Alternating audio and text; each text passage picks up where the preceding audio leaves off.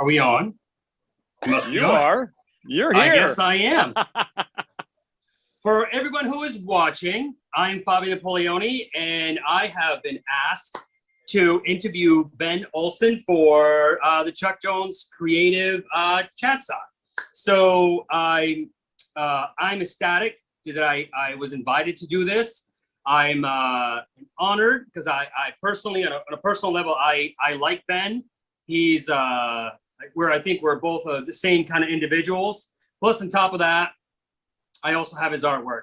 I love this piece. It typically doesn't hang on my easel. It hangs proudly in my family room where everybody that walks the door can see it the minute they walk in. So tonight we're going to talk about Ben and his relationship with Chuck Jones, how he got started in the art business, where he's at today, how he got connected with Chuck Jones. And from there, I hope it gets interesting and everybody watching enjoys it. Yeah, with that said, here's Mr. Olson. Cheers to you, my friend. Cheers to you. You've outdone me here. Size, wow. Does size matter? No. Right? No. Okay. And if you think about it, right, like you always have one in hand. I can't get up to do anything, so this has got to last the full time. Excellent. So I want to thank you for asking me to do this for you. Thanks, Scott, and everybody in the team who is also behind the scenes putting this together. I've had a pleasure working with them, and I'm honored that I'm here doing this with you. Well, thanks, buddy. It's a huge treat. So to give the little background, I met you 20 minutes before doing a 2-hour interview with you. And I was just like, how do you say it's Napoleoni? And then bam, it was live. And you're like, you got 2 hours to fill. And I'm like, oh. So it just clicked, which was awesome. And then we did another one after that. And then, the thing that was funny to me in a great way was the day after our first interview, I had started this Ben Olson art Instagram thing, right? And all of a sudden, like, you pop-ups like Fabio was following, and I'm like, oh. And I'm like, no. And so you stop that. You stop that. And I'm like, and follow back. And so, and that was, it was the start of something awesome. And it was an instant click thing, which was great. And I've enjoyed the last year has been hilarious. So thank you for doing this. I really appreciate it. Oh, it's my pleasure, dude. And it's in the same. I mean, I've heard about you through multiple people at Chuck Jones when I've been at events. They've always asked me if I've met you, have I been, Chicago or wherever. We've crossed paths, and sadly we haven't until that event, which today I'm sure none of my other galleries like to hear this, but it's probably the event that's gotten the most positive feedback. And I think it's just the interaction between you and I, the back and forth, the kidding around, the genuineness of just the joking that I think just got everybody excited. On top of that, you have, the whole Chuck family and everything else that goes along with that. It just created it was a good ingredient for a beautiful cake. Well, that 2 hours went by extremely fast, and yeah, thankfully we got another chance to do it because I enjoyed every minute of it. And then I collect your stuff and have your stuff in, and it was a mutual appreciation because I admire and respect it. Like you've done something that I just think is phenomenal with your own stuff and blossomed into this thing. And we always talk about putting the work in, and man, do you put the work in. And I have such an admiration artistically and business-wise for what you do as well. But just to know that you're a cool guy and we awesome. Can just nerd out. I appreciate that. And maybe we should get down to the business of it all, because we could sit here and talk about each other all night long. We could. I don't think Scott's going to go for that. I'll toot my horn, you toot yours. We'll trade horns. We'll toot each other's horns, and we'll go back and forth. But all kidding aside, there's a couple of things I wanted to ask you, because I know you threw out some questions at me, and I was like, oh, that's a good one. So in return, we'll be showing the art here in a little bit. We'll talk about that. But I want everybody who's who may be watching now, who doesn't know who you are or knows who you are, or maybe some of the people from my fan page came over and are wondering who you are. Tell me a little bit, just a little bit about yourself. Where you're from, how you grew up with, what got you interested in art, and what drove you to make this sort of your career. What there's multiple moments in our lives where you go, you know what, I love this is what I'm going to do. Working with Chuck Jones, what I'm going to do, and continue. And what was that moment for you? So there's to condense 41 years into about 2 minutes. It went from when I was young, I loved to draw and create with stuff. And I'm going to tell you that, teachers have an important role in things. And I had 2 teachers that sucked. And then I had 2 teachers that were awesome. And so my kindergarten teacher, Mrs. Blackburn, do you see the scorn? I still remember her name. Right?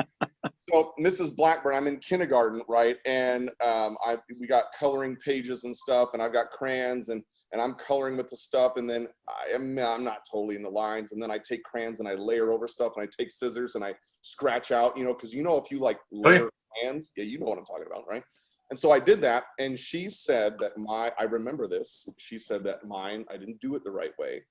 And so she put mine underneath, like she pinned everybody's artwork up where you could see it. Mine was underneath people's. Yeah, Mrs. Blackburn. By the way, I'm going to write that down. Yeah, Mrs. Blackburn, right? So I got you. Yeah, and I remember that, like that is ingrained in my head because I didn't color the right way, right? Yeah. So, and I did whatever. All right, fine. Skip to 6th grade, right? I'm in 6th grade. The only way to get into 7th grade art is for your 6th grade art teacher to elect you to 7th grade art, right? Because it wasn't like an open thing for everybody. So, I was into comic books. Like I had just gotten my first like Spider-Man comic, and I traded gum for it. And I'm into that. I'm into animation. Like I grew up watching, Saturday morning cartoons. Ducks for me were like to me, they were the funnier cartoons. Like it was, and then as I got older, they were even funnier. So I connected a little bit more. So anyway, I had all that stuff, loved animation, loved art, all that jazz. I'm in 6th grade art, okay? There's another Olson, no relation, right? Teacher's pet-ish kind of thing.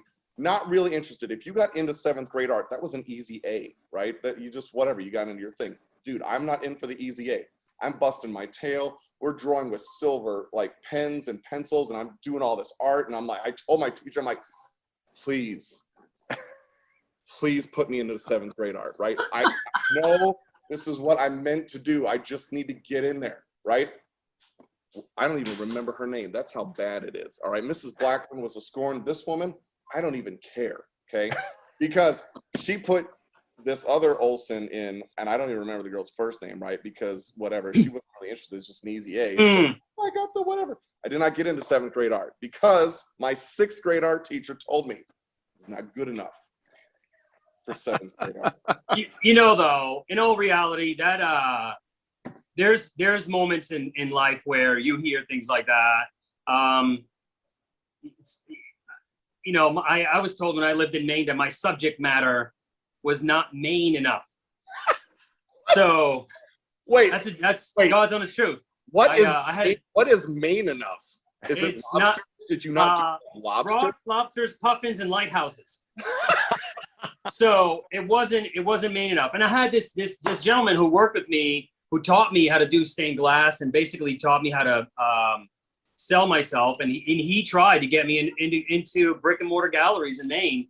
And that was the thing. And I could tell when I asked him how would it go. And that's what he told me. And he was like, just don't listen to him. You'll find your path. And so, it does happen. People will turn you down. And now you've got and now Marcinevo owns Maine. And you're like, maybe a lighthouse. I don't know. I don't know. So, all right. So I get go ahead. Well, I was going to say, so I don't get into 7th grade art. Sad sob story, whatever.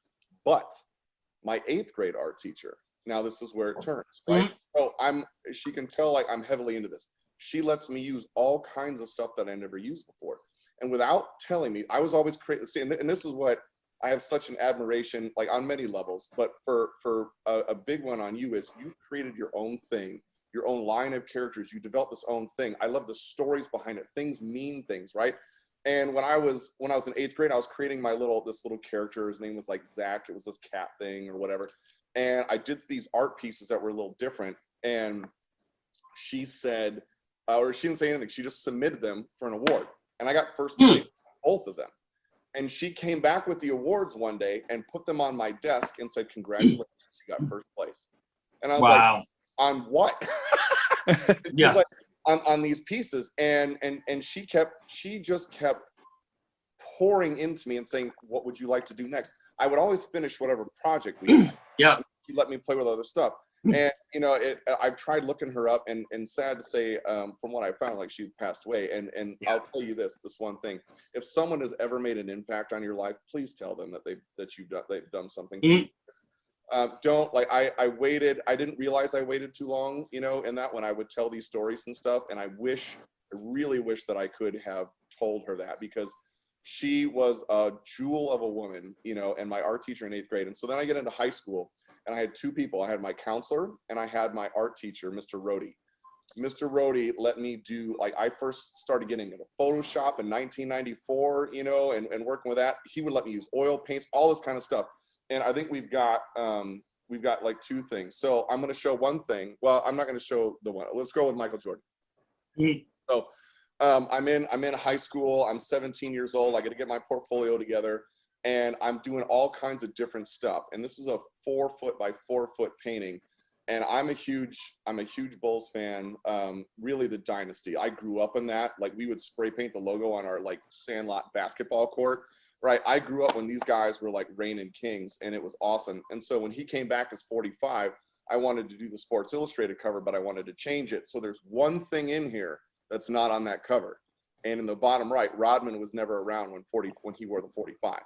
So I changed that up a little bit. Good one. It was actually BJ Armstrong, I believe, in that position. So I did this as an oil painting to say, like, could I do human stuff, right? Like, what could I push myself?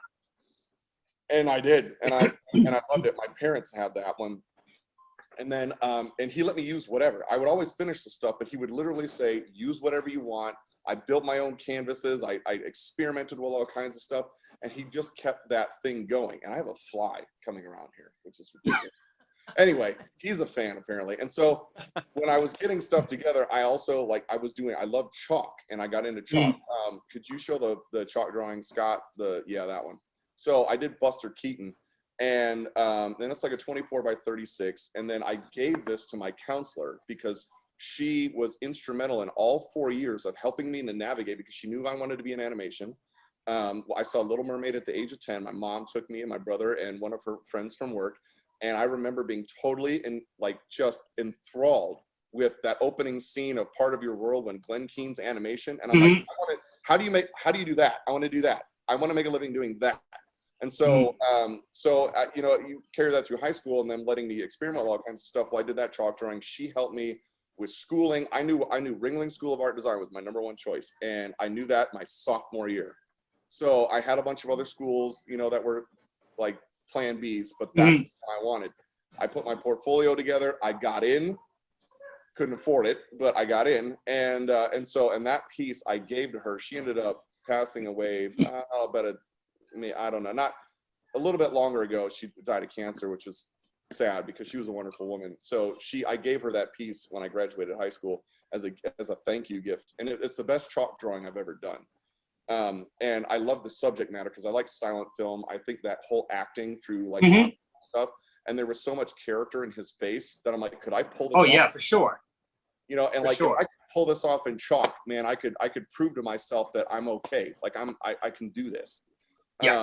So that got me like into that kind of stuff. I don't end up going there. I go to college DuPage, which is a junior college.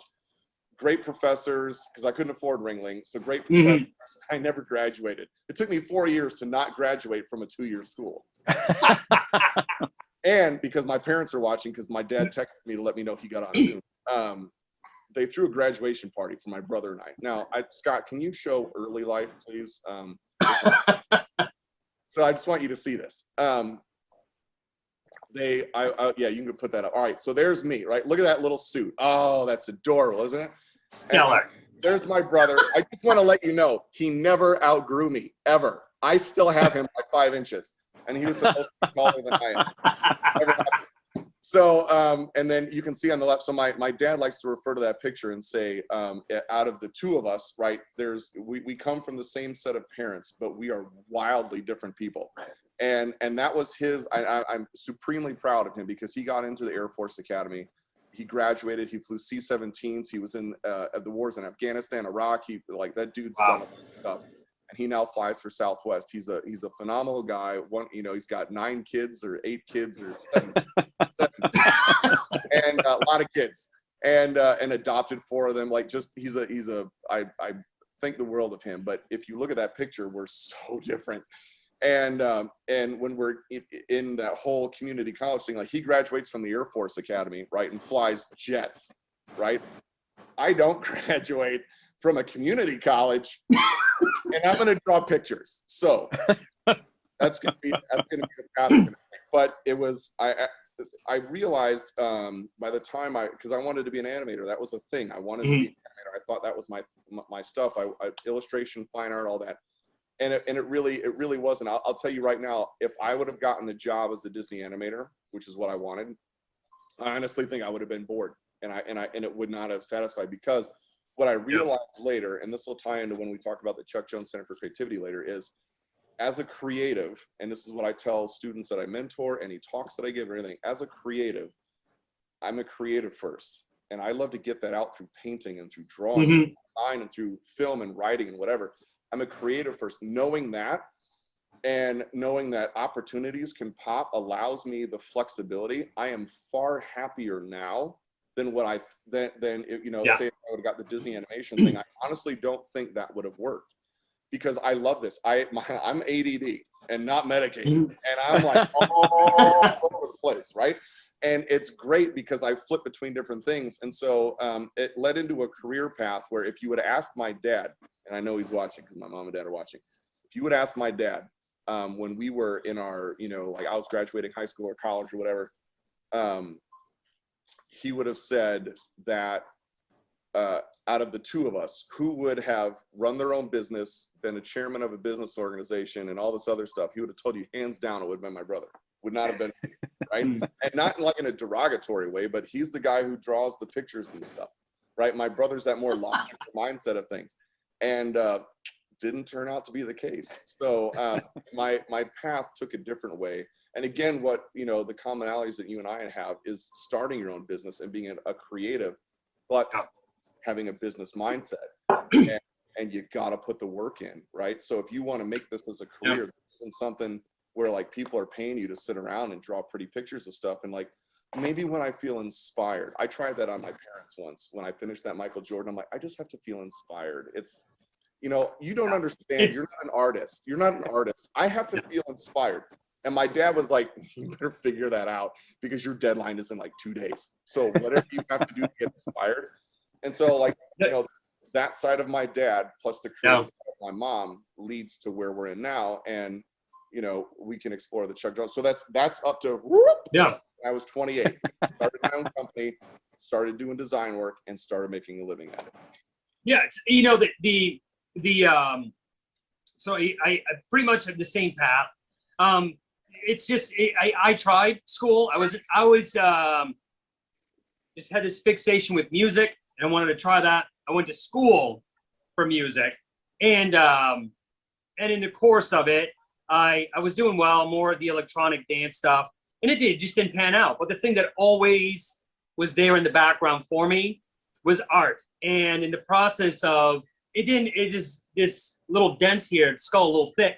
So through the 90s, pretty much I try to make a go of something that I knew deep down inside my heart wasn't in it. You know what I mean? So same as you, I went to school, I tried it, it didn't work out, but the entire time art was there. I was making money selling art and goofing around, not really taking it serious. And then it just, it happened. And I think, if Nicole was in here, she would just say, the one thing you have to do is if you know you need to have a project done and you you usually go to sleep at 2 o'clock in the morning, and it means you have to go to bed at 6, and you go to bed at 6.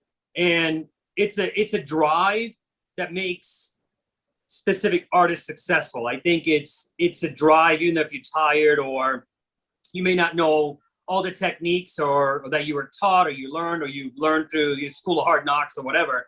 But I think it's a lot of trial and error for me, where you learn certain things and then you're like, oh, that's not going to work. This is going to work.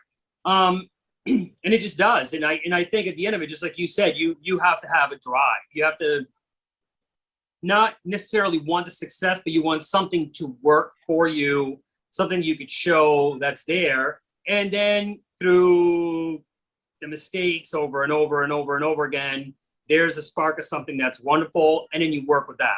And then that one little spark turns into something. And then it just goes from there. You just have to, but you're never going to get to that spark unless you've made a bunch of mistakes and you sort of learn the hard way.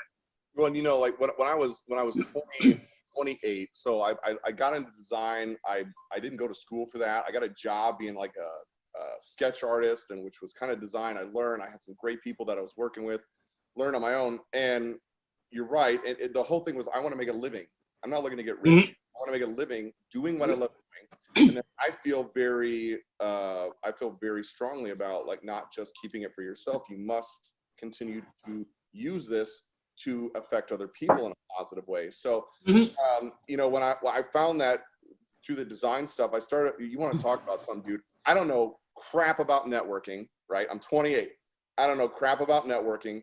I don't know crap about business. I just know that I can design stuff and people would pay me money for that. And I figured out the invoicing thing. That was good. Right. So I start out and like, I'm a pro, you'll love this. I go from like, I leave this job as a sketch artist after a couple of years. I get this job as a product designer for men's fashion for cell phone accessories. Hey. And it's in 2008, and it's when the iPhone is just about to drop, which is gonna, all that flip stuff that we had in the hip tape and all that stuff is about to completely change. And the market is about to royally crash. Oh yeah. So it does. And dude, I'm in New York City for Fashion Week, which was awesome, right? But I'm in there for like men's, I'm trying to figure out what I'm gonna do for like a men's hip case, right? And I get to design, and then there's like guys that will make it in the same place. So it was fun, it was cool, and I had a couple of freelance clients, and then I got laid off. And then the company ended up, and so I remember like there was one guy, Dennis Newber, and his son Keith, who are very good friends of mine, and he was running this like mortgage business that they had, and he said, hey, I need branding for all 3 companies and all this kind of stuff.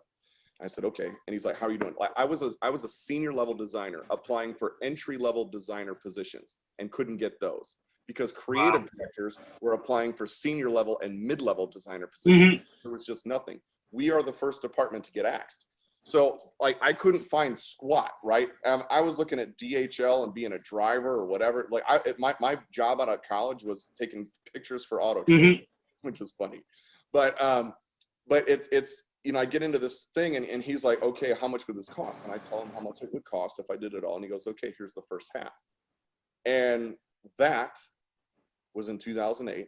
I was already incorporated. I had figured out that I joined the Schaumburg Business Association because I didn't know squat about what I was doing, but I went to this like business expo thing and I'm like, oh, I need to do that. Like whatever this is that y'all are doing, I'm like, I need to figure that out. And I need to figure out real quick that I don't need to talk about myself and what I need to do for other people. Like just find the relationships, right? Really invest in other people. Watch what happens after that. So Sue Keener, who I love to death, really ushered me in through things. And I'm a 28-year-old kid essentially at that point. Like I view myself kid in business, and I start doing things, and and I get involved, and I donate some design here, and I do whatever. But anyway, Dennis like gave me my first shot to do something on my own, and I started. I knew nothing, man. Like how do you start a business, right? And just do it. And so I did it, and I got in, and it developed. I ended up becoming like I ended up getting invited on the board, which I never asked for, and I didn't know why. I was invited. I'm like, you understand, right? Shells, jewelry, and all. Y'all are in suits. I don't wear suits, right? Do you see this t-shirt? That's my dress attire. I wear flip-flops. I don't wear shoes on the golf course. I go barefoot. So as long as you guys understand what you're getting here, that's fine. And I ended up like being invited on the executive committee and then becoming chairman at 35, which is freaking hilarious, like in a good way. But I say that all to say I was around great people like George Rosturis, Mike Erickson, and all these guys I shared an office with, and I learned, and they were really great and very generous with their time, right? Just helping me through stuff and learning things and decisions, and maybe you should think about that. And then I would ask questions and they'd be very honest. And so you kind of move through, and then in 2018, Scott, can you show the logo picture? So yeah, that one. So in 2018, I ended up doing the bicentennial logo for the state of Illinois. Oh, wow. So there's me and the governor, right? That's the governor of Illinois at the time, and myself. And there were a bunch of guys that threw in for this. I ended up getting the pick, and my name and my company's name, Three Monkeys and Aardvark Studios, is in the Abraham Lincoln National Library. So, you know, it's just like that was a moment. And Shell's t-shirt, I actually have a Chuck Jones t-shirt on in that, which is underneath my shirt. And so, you know, it was one of those things that were, you know, I see moments, and you know, this is where faith plays the key, right? And I don't believe in coincidence. I don't believe in any coincidence. I don't think things are just luck. I think things are there for a reason. Even if it's a small reason, it's still there for a reason. And I would watch God put these things in my life and say, okay, here, not here, here, not here, you know, and then to see, you know, like sometimes I would walk right off a cliff, and that was dumb, you know, and then there's other things where he would open doors. And so like all the credit goes to him in this, and how he just unveiled this, because, you know, my talent's not my own, it's a gift, and I need to be a good steward of this gift. And that means not keeping it to myself. It also means that he provides opportunities like that. So it was just awesome. And to see, I'm 13 and a half years in now to running my own business. And as you know, running your own business, we make a living doing what we do, but the work that goes into it is intense. We don't have 8-hour days. You know, we don't have 40-hour work weeks. We live a lifestyle that's a creative lifestyle. And in doing so, that means that our brains are always on, and our families have to just kind of hopefully go with the flow, you know. And you got a whole bunch of kids, I got a whole bunch of kids, you know, and it's to weave that in that whole thing, you know, and to find that is pretty awesome. And so I would say, like, from there till now, right, at now, and getting the opportunity, I'll bring it to May of last year, but I feel very blessed because even in the hard times, right, he's always taking care of things, and that doesn't mean that I got anything for free.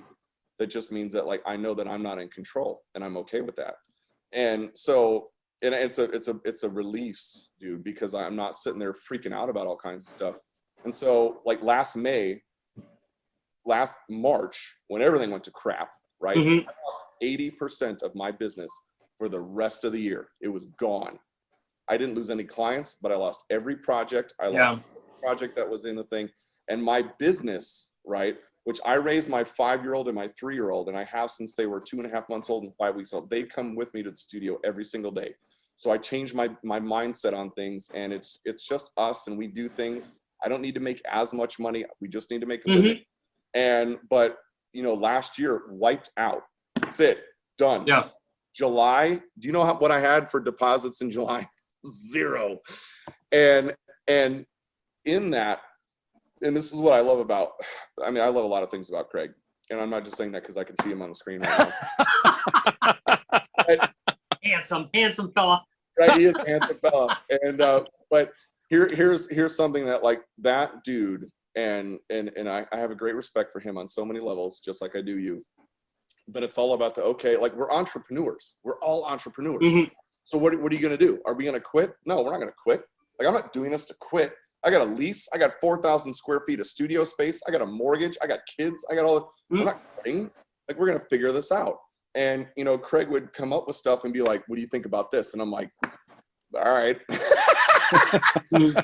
yeah, we could do that. You want to teach class online on this thing called Zoom. What's Zoom? I don't know. And so what was awesome about that is it got into these Creativeside chats, and he had like I interviewed him for the first one, and then we got into a couple, and then I ended up getting one out the first. And I had like two pieces. And I'm not kidding when I said like fine art to me was something that I love doing, but I haven't done in a long time on a regular basis. Even my drawing and my sketching, I would mentor students, but I wasn't sketching a ton. I wasn't, you know, I was designing a lot because that's where the main money was in design. So, so I had time on my hands, and I had two pieces, and we started with that, and that was cool. And then they're like, hey, we're going to do this Comic-Con thing. And I had like 3 weeks. And he said, you know, we got this slate of people, and there's like Willie Ito, and there's Fabio Napoleoni. We want you to interview Fabio and whatnot. And I'm like, what? And like do these things. And I'm like, oh, you want me? Okay, I'll do that. And then we're going to have you on Sunday. And I said, I have nothing new. Like the amount of work I've done in the last year, if you just take that, I've done more than in the last 10 years. And that's no joke. Wow. Insane. And so, and it, again, opportunities. So we ended up with that week. I put in like 6 or 7 concepts. They approved a bunch of them. I started paying, then I get to you. And this is where, you know, it's again, no coincidences, right? In this. And so what I've been very grateful is I've been with the Chuck Jones Center for a long time. I've been with the gallery now for almost like 7 years or something. And I love working with them because you can, like, first of all, they're quick to respond on concepts, because as you well know, Fabio, on other IPs, it can take a long time. Like I could grow this out to here, right?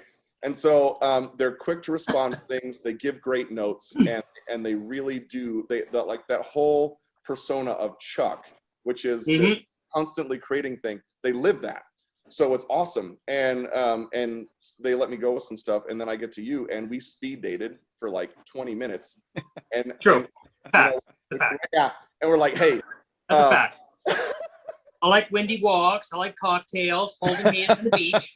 Yeah, like, so do you like art? And like, art, you know, like what kind of things do you like? Okay, so what kind of food is your favorite? Oh, okay, that's great. Just setting it simple, you know, and we have 20 minutes before they're like, you're on for 2 hours. And getting to know, I didn't know a whole lot about you. And then I did a little bit of research on the front end. And then I started getting into things. And what I liked about the artist to artist thing was like, I got questions about what you did. And man, what you opened up with about what you did, how you, where you got to stuff.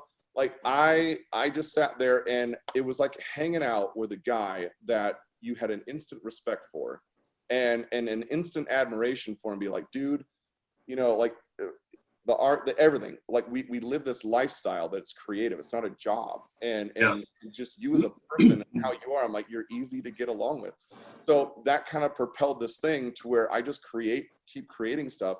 But I got inspired off our first interview, you know, and when you explained more of what Marcinivo meant, and then your other characters and why you put certain things in things, and your intentionality, right? And what I loved is your intentionality, and it's your own thing, right? And you develop that, and then you get to use your own thing to create stuff for Looney Tunes and this other stuff, and I'm like, man, that's awesome.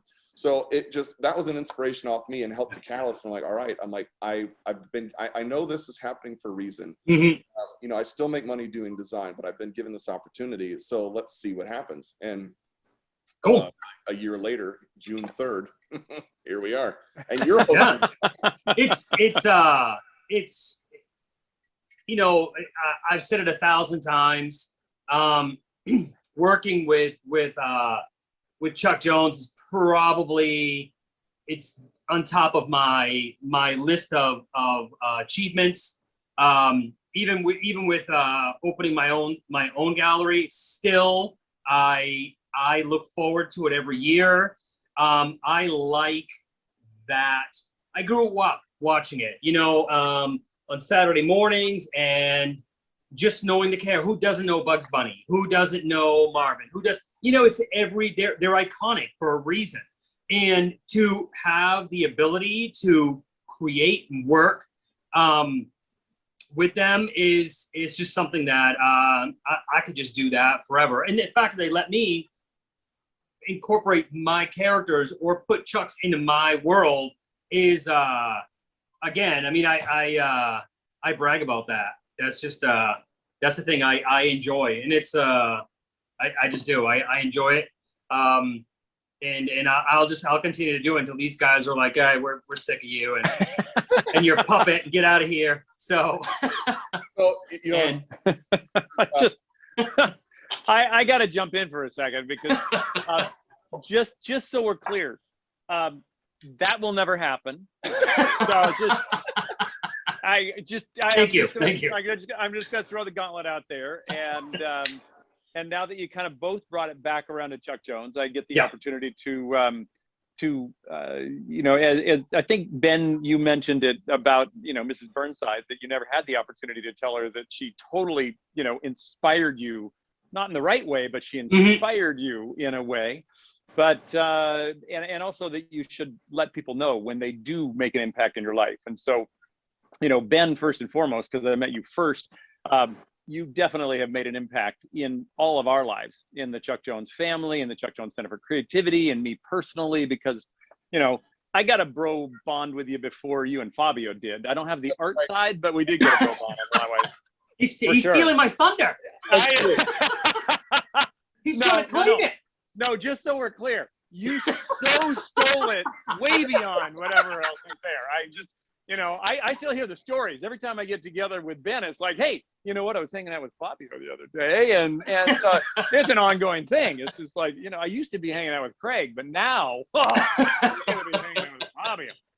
But, you know, and Fabio, you know, as we've evolved our relationship over the years, you know, with you and the artwork and what you do. And, you know, certainly we started representing your work way back when you were with other, you know, publishers and when you first started. And I think the thing that really has meant so much to me is how you tell a story from deep inside you. And I think that's been what, you know, really resonates, you know, what you're talking about, Ben.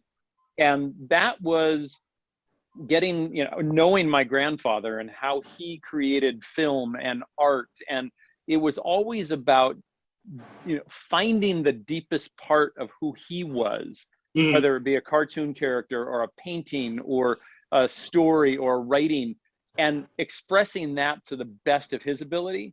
And that's where I fell in love with the artwork and the story, and you as an artist, and that you do that so well. So I will say that is the bond certainly there. So you've inspired me that way.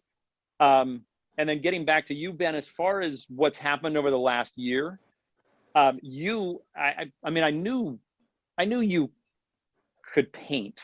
I mean, I know you could draw, you know, the design has always been there, and the creativity and all these ideas bursting out.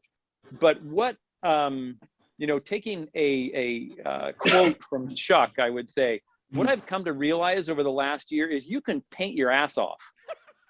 And that is literally what Chuck would say when he saw somebody who could paint. He'd look and he'd go, that guy can paint his ass off.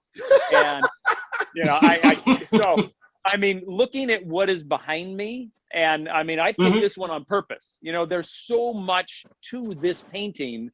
And when I saw it in person for the first time, I was just like, wait, is that Ben? What? And I mean, this was part of your evolution. And so and you continue to astound me. And as these images come up, I'm just like, the concepts, I get to see it from the very get-go, because you're right, you know, and you can't say that we are responsive. You can say that Robert is, let's say, attentive. So he makes sure that we all stay on track. So thank you, Robert, for continuing to do that. And so it is a thing, but it's easy when you see something flowing out of you, Ben, where it's just like, okay, this is a gag. This is a great gag. There may be some character comments there. You know, we want it all to be within the Chuck Jones family of character. Yes. And not every artist does that, but each of you certainly brings the Chuck Jones characters into your world, which is what we as the family want to see in any great artists to incorporate. It's not, don't become Chuck Jones. Chuck never wanted more Chuck Joneses out there. He wanted to inspire people to be who they are. And if you get to play with Looney Tunes characters that he created, more power to all of us. So, yeah. So exactly. Anyway, exactly. I'm going to hand it back over to you guys. Yeah. But that is just fun for me to watch what you guys are both doing. Yeah. And I look forward to getting back in person, Cool. as soon as this fall, because we're getting there. Cool. We're getting there. I'm out by you September, that first 2 weeks of September, and I am totally looking forward to that. Yep, we got the Red Dot coming then, so hopefully everybody will be there for the Red Dot celebration on September 11 for Red Dot 11, because that's going to be a fun one. 11 and 11. I haven't figured out what I'm going to do yet, but it's probably going to, I know I can't say it because we're not supposed to say it because it's supposed to be a secret. Anyway, yeah, something. So hey, Ben, talk about your artwork. Yeah. I wanted to, we can pull up some pieces here in a second. I wanted to get, Fabio, we had a bunch of questions. So there's a young lady here, Amaris, and she started following me on Instagram and is a big Looney Tunes fan, does her own characters, very cool, and like in her own interpretation. And I ended up speaking to her high school art club through Zoom, and they're down in Florida, like on the East Coast side of things. And so her question was, what's your favorite Looney, to both of us, what's our favorite Looney Tunes characters and why? I'm going to start with you. You have a favorite? Man, I love that little chicken hawk. I don't know why. Even when I liked the fact that he was just short and powerful and just didn't really care. Probably, and in Duck Dodgers too. There's I can't really, it'd probably be easier to pick one that I don't, but it's probably some obscure background character. I like them all. I think the thing about all the characters, they have their own, specifically with that one, it's a little tough guy, or doesn't matter how big Foghorn is, he's just there. And it just the gangsters too that were done, all of them are fantastic. Just I still today, I think those cartoons would be successful. I think some of them, they're a little, with all the wokeness that's out there, and some of it, wouldn't fly. But I think it would still be appreciated by people that enjoy that type of humor. I think it's fantastic. Bugs Bunny coming out and smooching Elmer Fudd in the face is fantastic. I mean, that's just leaving lip marks all over his face, and he gets all upset, chases them, but then he falls for it again. Again, he gets smooched all over and gets hugged, and I love them all. And I mean, it's whenever Scott gives me a list of characters to go through, I always have a hard time. I'd love to paint them all, but I can't. So I try to pick the ones that just instantly, Mark Anthony and Puss in Boots, that little cuddling scene is just something that just doesn't leave your mind. It just stays there. The instant you see it, you're drawn back to being 6 or 7 years old, watching it and watching that little cat. I'm not a big fan of cats, but for some reason I love that little black and white one. It's fantastic. So, they're all good. I mean, I can't really pick one. So I'm gonna use this as a segue for an art piece. Scott Ryder, can you pull up Puss in Boots, or not Puss in Boots? That's DreamWorks. Can you pull up Mark Anthony, please? So I did a thing like my favorite. Yeah, that one. So I've got this one. Like you have Fabio has in the line of in this Picasso line. And so I love that whole cartoon and that whole sequence because I think it's hilarious. And like, how can you not feel for that dog, right?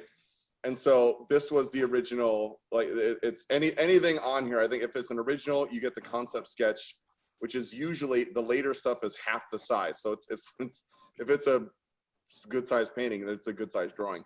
But anyway, I love that scene. And then if you can get to, I don't think I have any Marvin stuff left because all of that is sold, but there's Marvin is my favorite. And there, all right, there you go. Mhm. So steampunk. Oh, and we're gonna get to this at the end, the steampunk thing, because this is a thing, and it's not a small thing; it's a big thing. So I did this for a red dot. I don't know how many years ago, and it ended up becoming a limited edition, which is awesome. And like it sells, I signed stuff. That's great. I love this, and it became a thing. And I looked at Marvin. It's like, man, like what if this was like a sci-fi steampunk world? So like, there's so much to Marvin. Like, is he the villain, or is he, you know, or not? Because in Duck Dodgers, like they're both trying to take over stuff, and he just everything blows up. Every planet, every surface that he's on blows up. And I think it's hilarious. So Marvin is one of my favorites because I love Chuck's. For one, it's an original Chuck character, and I love his like mashup of Spartan-esque, this whole thing. So that's kind of my like Marvin. I would have to say, even though Daffy to me, like I love Chuck's comment of like we all want to be bugs, but really we're all Daffy, and I'm like that is so true.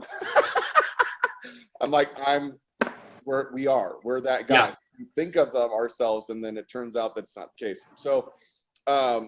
Real quick, John Boy, who would win in an arm wrestling match, Porky Pig or Daffy Duck? I'm going to say Porky because I think Daffy would himself, and Porky would just, it would be that laughing sequence, which is the best laughing sequence ever in Robin Hood Daffy, which is one of my all-time favorites.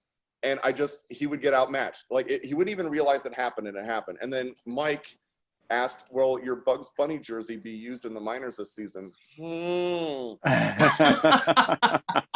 Am I allowed to say this, Craig? Oh yeah, we're in. You're good. All right, so I'm gonna hold it up. Are you ready? So I'll make it happen.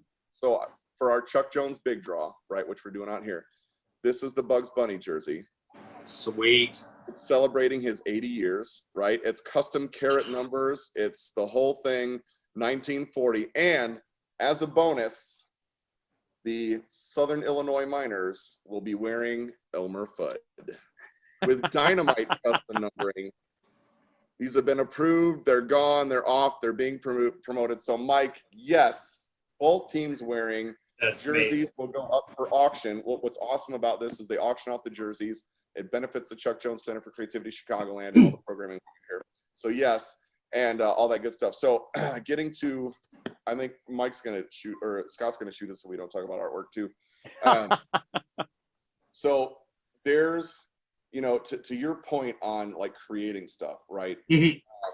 I treat paintings like I treat design work. There's deadlines, and you've got to hit deadlines. You just got to do it.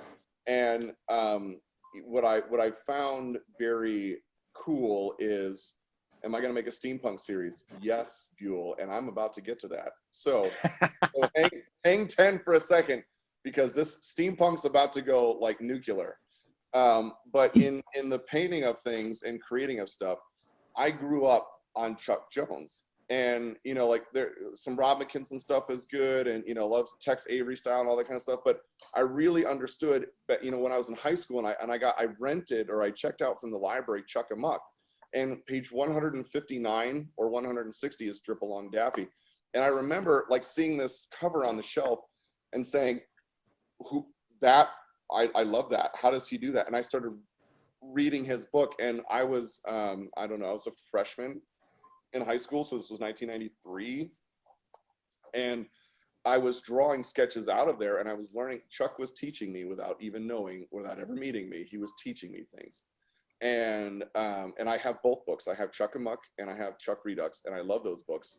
And I go through their dog-eared, their comments and stuff. But Scott, if we could, we'll start with Sheriff Wanted, if we could, please. So the first drawing I ever did was Drip Along Daffy, and because Daffy was like, I'd watched Robin Hood Daffy and Duck Dodgers, and those are some of my all-time favorite cartoons. And so this one, which is new, and hey, could somebody grab me that canvas for me, please? So this is Drip Along Daffy, and what I loved about this, there's a lot in it that's about me. So the jail is actually the jail from Bodie, Colorado, or California. It's the third largest ghost town. I went with really good friends of mine, Kenneth and Curtis, and we all went up there, and Chris Raker, and we shot that one day, and they took pictures. Kenneth and I, those two are photographers. Kenneth and I are artists. We painted. and did this thing, you know, and I love this jail. It was so unique. And then Scott, if you could go to the jail, and so my wife is Vanna, if you hold that, like, hold on. Where's my wife when I'm doing shows? Like, what? Yeah. I tease. I tease. So, all right. So that's this is my watercolor painting that I did at Bodie, Colorado, or California. And I love that. So when I got into this piece, it was the jail in there because he wants to be the sheriff. So there's a couple of key things in this piece. For one, I went there. I love this place. Two, like Monument Valley is in the background. Three, if I was to encapsulate the cartoon into one frame, it's him walking in on his glorious horse, right? Mm-hmm. Reins dragging on the ground, and he's got his sheriff's star, you know, as he's showing, because he's going to take the reins. And really, the guy to get it is on the donkey, right, with the stubble, and he's holding this little soldier, and the soldier is the one that does it for the whole thing. So that's the whole cartoon to me in one thing, and I wanted it like this wide panoramic, and I love Southwestern colors and sunsets and landscape. Mm-hmm. So I've got Snakebite Center. Yeah, there it is. It's looks down there. So that's the painting on there. But it just, there's so much. So this is my homage to the very first drawing, the very first sketch I ever did out of Chuck's biography, Chuck Amok. And that was when I was a freshman in high school. So that's that piece. Now, skip a little forward and let's go to Detour if we could. There is something about Wile E. Coyote and Roadrunner, and I love Chuck's explanation in his book when was it, Craig, correct me if I'm wrong, was it Leon Schlesinger that was like, this is the dumbest thing ever, it'll never work? Eddie Seltzer. Eddie Seltzer. Okay, so it'll never work, right? Like like there's no talking and whatever, like a coyote's chasing a roadrunner or whatever, and they do it, and they just go ahead and they do it. And what I didn't understand at the time was his timing and how the timing like gets faster and how he does which makes it funnier. So I've always loved the Wile E. Coyote and Roadrunner cartoons because I crack up every single time. So Detour, which is that one, yeah, that I literally just finished 2 days ago. So in this piece, this is in the Grand Canyon as you're going under one road, and I forget what the road is, but what I wanted was the tunnel painting, and we always see like a truck coming out or a train coming out. I didn't want that. All I wanted you to see was the headlights and to know that the reflection on his feet and the paint cans gave you all that you needed to know that something was coming out of this painting on the wall. That's it. I didn't want it to be any more obvious, but I love the colors in all of this. And then of course, Roadrunner's, he's just there and he's like, he does nothing, right? It's all about what Wile E. Coyote does to himself. So fast forward a little bit more. I'm trying to I'm making Scott happy right now. So I wanted to get into like different surfaces, right? And you know, here's my skate decks, but not to use a skate deck just to paint something on a skate deck. So like if he was to ride this thing on his jet pack, on his jet shoes, right? What would it look like? So I wanted to do a skate deck in the pop art style like you've got behind you. And this was, I'm like, let's just try it and see what happens. And that's so cool. And then That's cool. he never outruns the Roadrunner. He's fast. So I just wanted him peeking over being like, meh, right?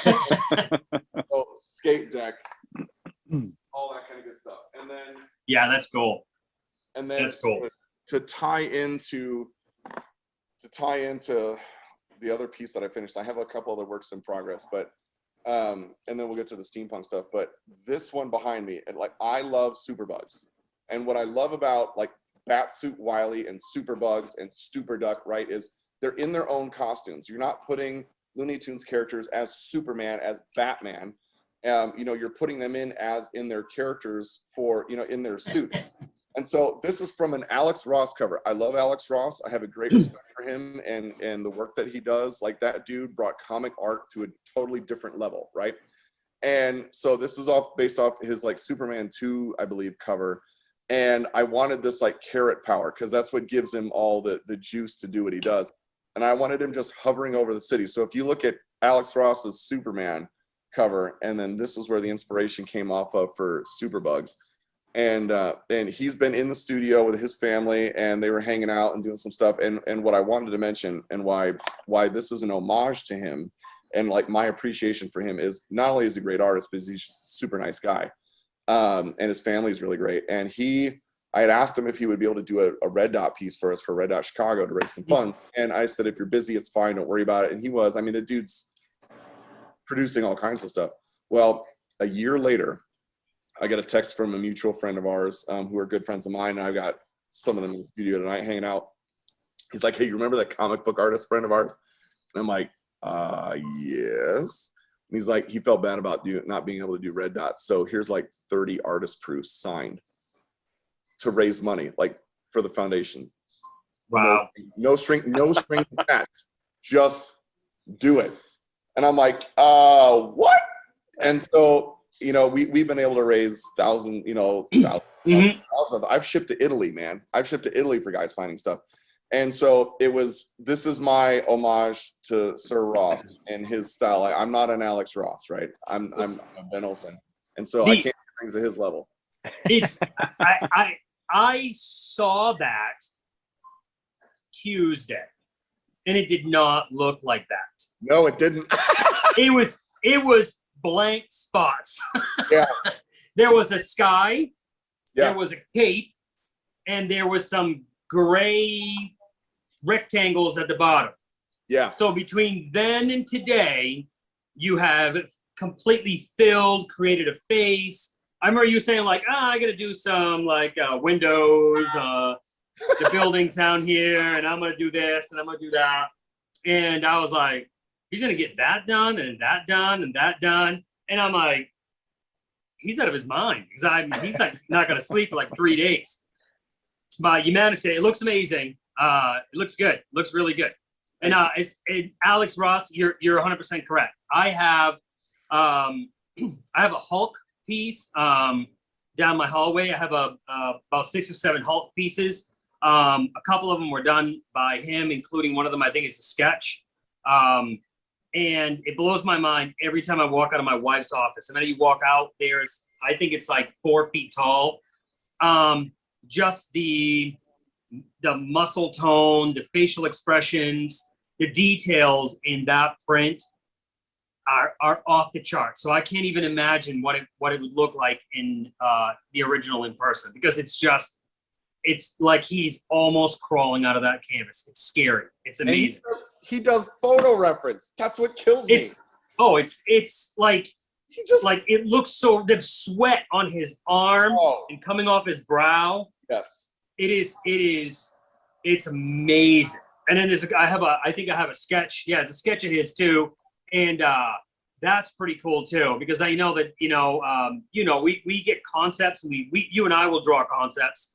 And I've seen some of yours on, and people love those concepts. And I look at it, I'm like, this thing is like 10% done. So I look at, the Hulk, and then I see the finished product, and I'm like, man, that's insane how it goes from this little doodle to something that looks like it's literally gonna crawl off my wall. And like in gouache, like I don't work in gouache, and it's only because I haven't tried it. And like working in gouache, and I'm like, when he was in there, I'm like, why gouache? Like, I'm just curious, like what is it that you like? And he's like, that mix between oils and acrylics, or like oils and acrylics and watercolors. It's like that mix, and I'm like, huh. So like eventually I have to suck it up and buy a gouache thing, and then do that stuff. So I wanted to say too, because Don put this in the comments, if you would like to look at the catalog of said person who you're seeing on the screen at the moment, it is chuckjonescatalog.com/Ben-Olson. And you can see all this kind of stuff. All of the concept sketches that I have, which is for a lot of them, come with the paintings. And then there's like giveaway stuff. Like Fabio was laughing at me like, how could you do this? And I'm like, I can't believe you're talking about it right now. You know how I feel about it. Look, let me just tell you this, okay? I'm gonna reenact. I am going to reenact our conversation on Tuesday with everybody in it, because this is the reason why. So I have my pin. It's an enamel pin with a sticker. It's Admiral. I've got this whole thing coming out at the end of the year. It's my own characters. There's a reason behind all the monkeys. It's great. There's an aardvark in it. There's a purpose, right? And then in addition, there it is. So you get that. I've only done a limited number. There's only a few. There's only so many left, and then it's done. I'm not doing this again. I'm going to do something different. And then on top of that, I will sketch, if you purchase whatever, right, on 12F animation paper. I will do, you name the character, whatever, I'll sketch it, and then I'll put it on 12F. Now, that's like a sketch, plus you get the original sketch, plus you get the pin and thing. And Fabio's like, you're making me look bad. And here is my reaction. No. Hold on a second. Here is my reaction. All right, here's what I said. I am now Fabio. Fabio is looking down to Ben, who's climbing up the cliff of Art World, right? Dude, what is taking you so long? Why are you giving all this stuff away? And here is Ben. Look, man, I'm just trying to get to your level, and I'm 3 years away, so I got to give away a lot of stuff, and I'm just trying. That's my reenactment. Yeah, it's I bust your balls, but I understand 100% correct that I wouldn't tell you to change a single thing. Honestly, I think there's before you get to the steampunk stuff, I have to say that. And this is, I said it the other night when we were doing this thing, and I mean it from the bottom of my heart. I scroll through Instagram, and I'm inspired by the art that I see of guys that are super duper famous, and then guys that are, you know, where I was 10, 15 years ago, where you were, and climbing up the ladder and struggling. And I scroll and I scroll and I scroll, and then I see some, you know, people who are not in the position that we're in with Chuck Jones, and they create crap pop art, you know, doing stuff, and then I'm scrolling and I see this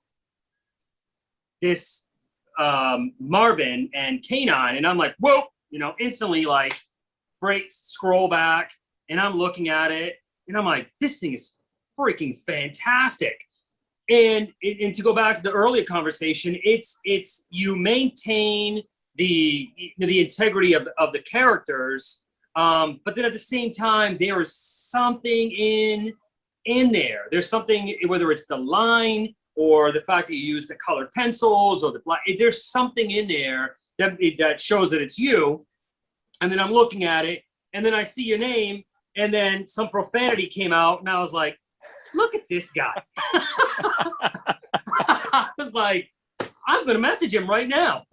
So then I send you a message, and I'm like, this is insane. Like, it instantly stopped me in my tracks, and then he started doing these art drops, and I'm like, is he bored? What is he doing? Like, does he not have a job, a kids he has to take care of?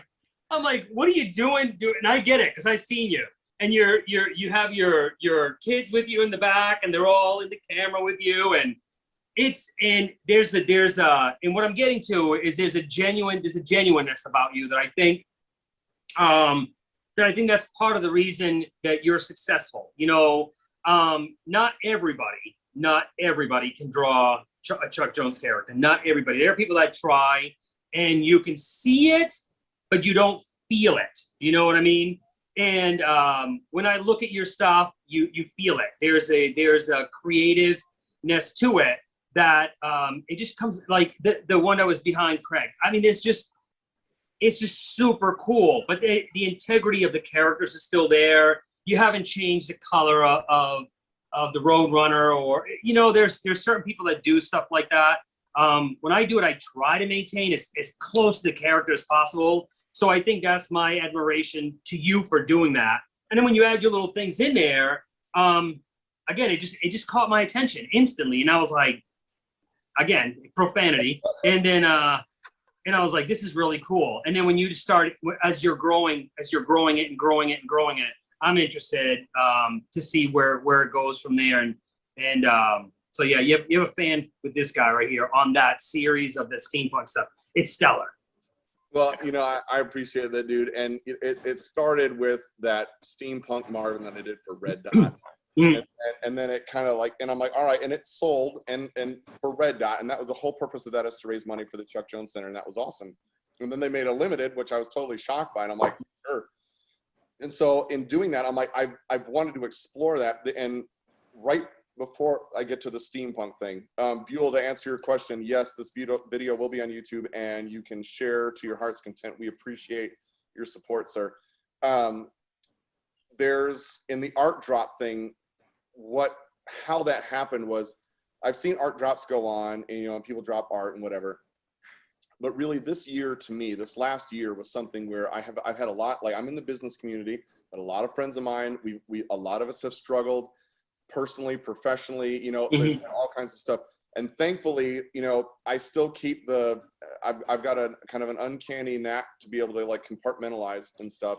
And I'm like, and I've told friends of mine, I'm like, I've wanted to do art drops here. And if I'm going to do it, it's not going to be necessary. It's not going to be to like promote myself in a way to be like, hey, go buy my painting I just did.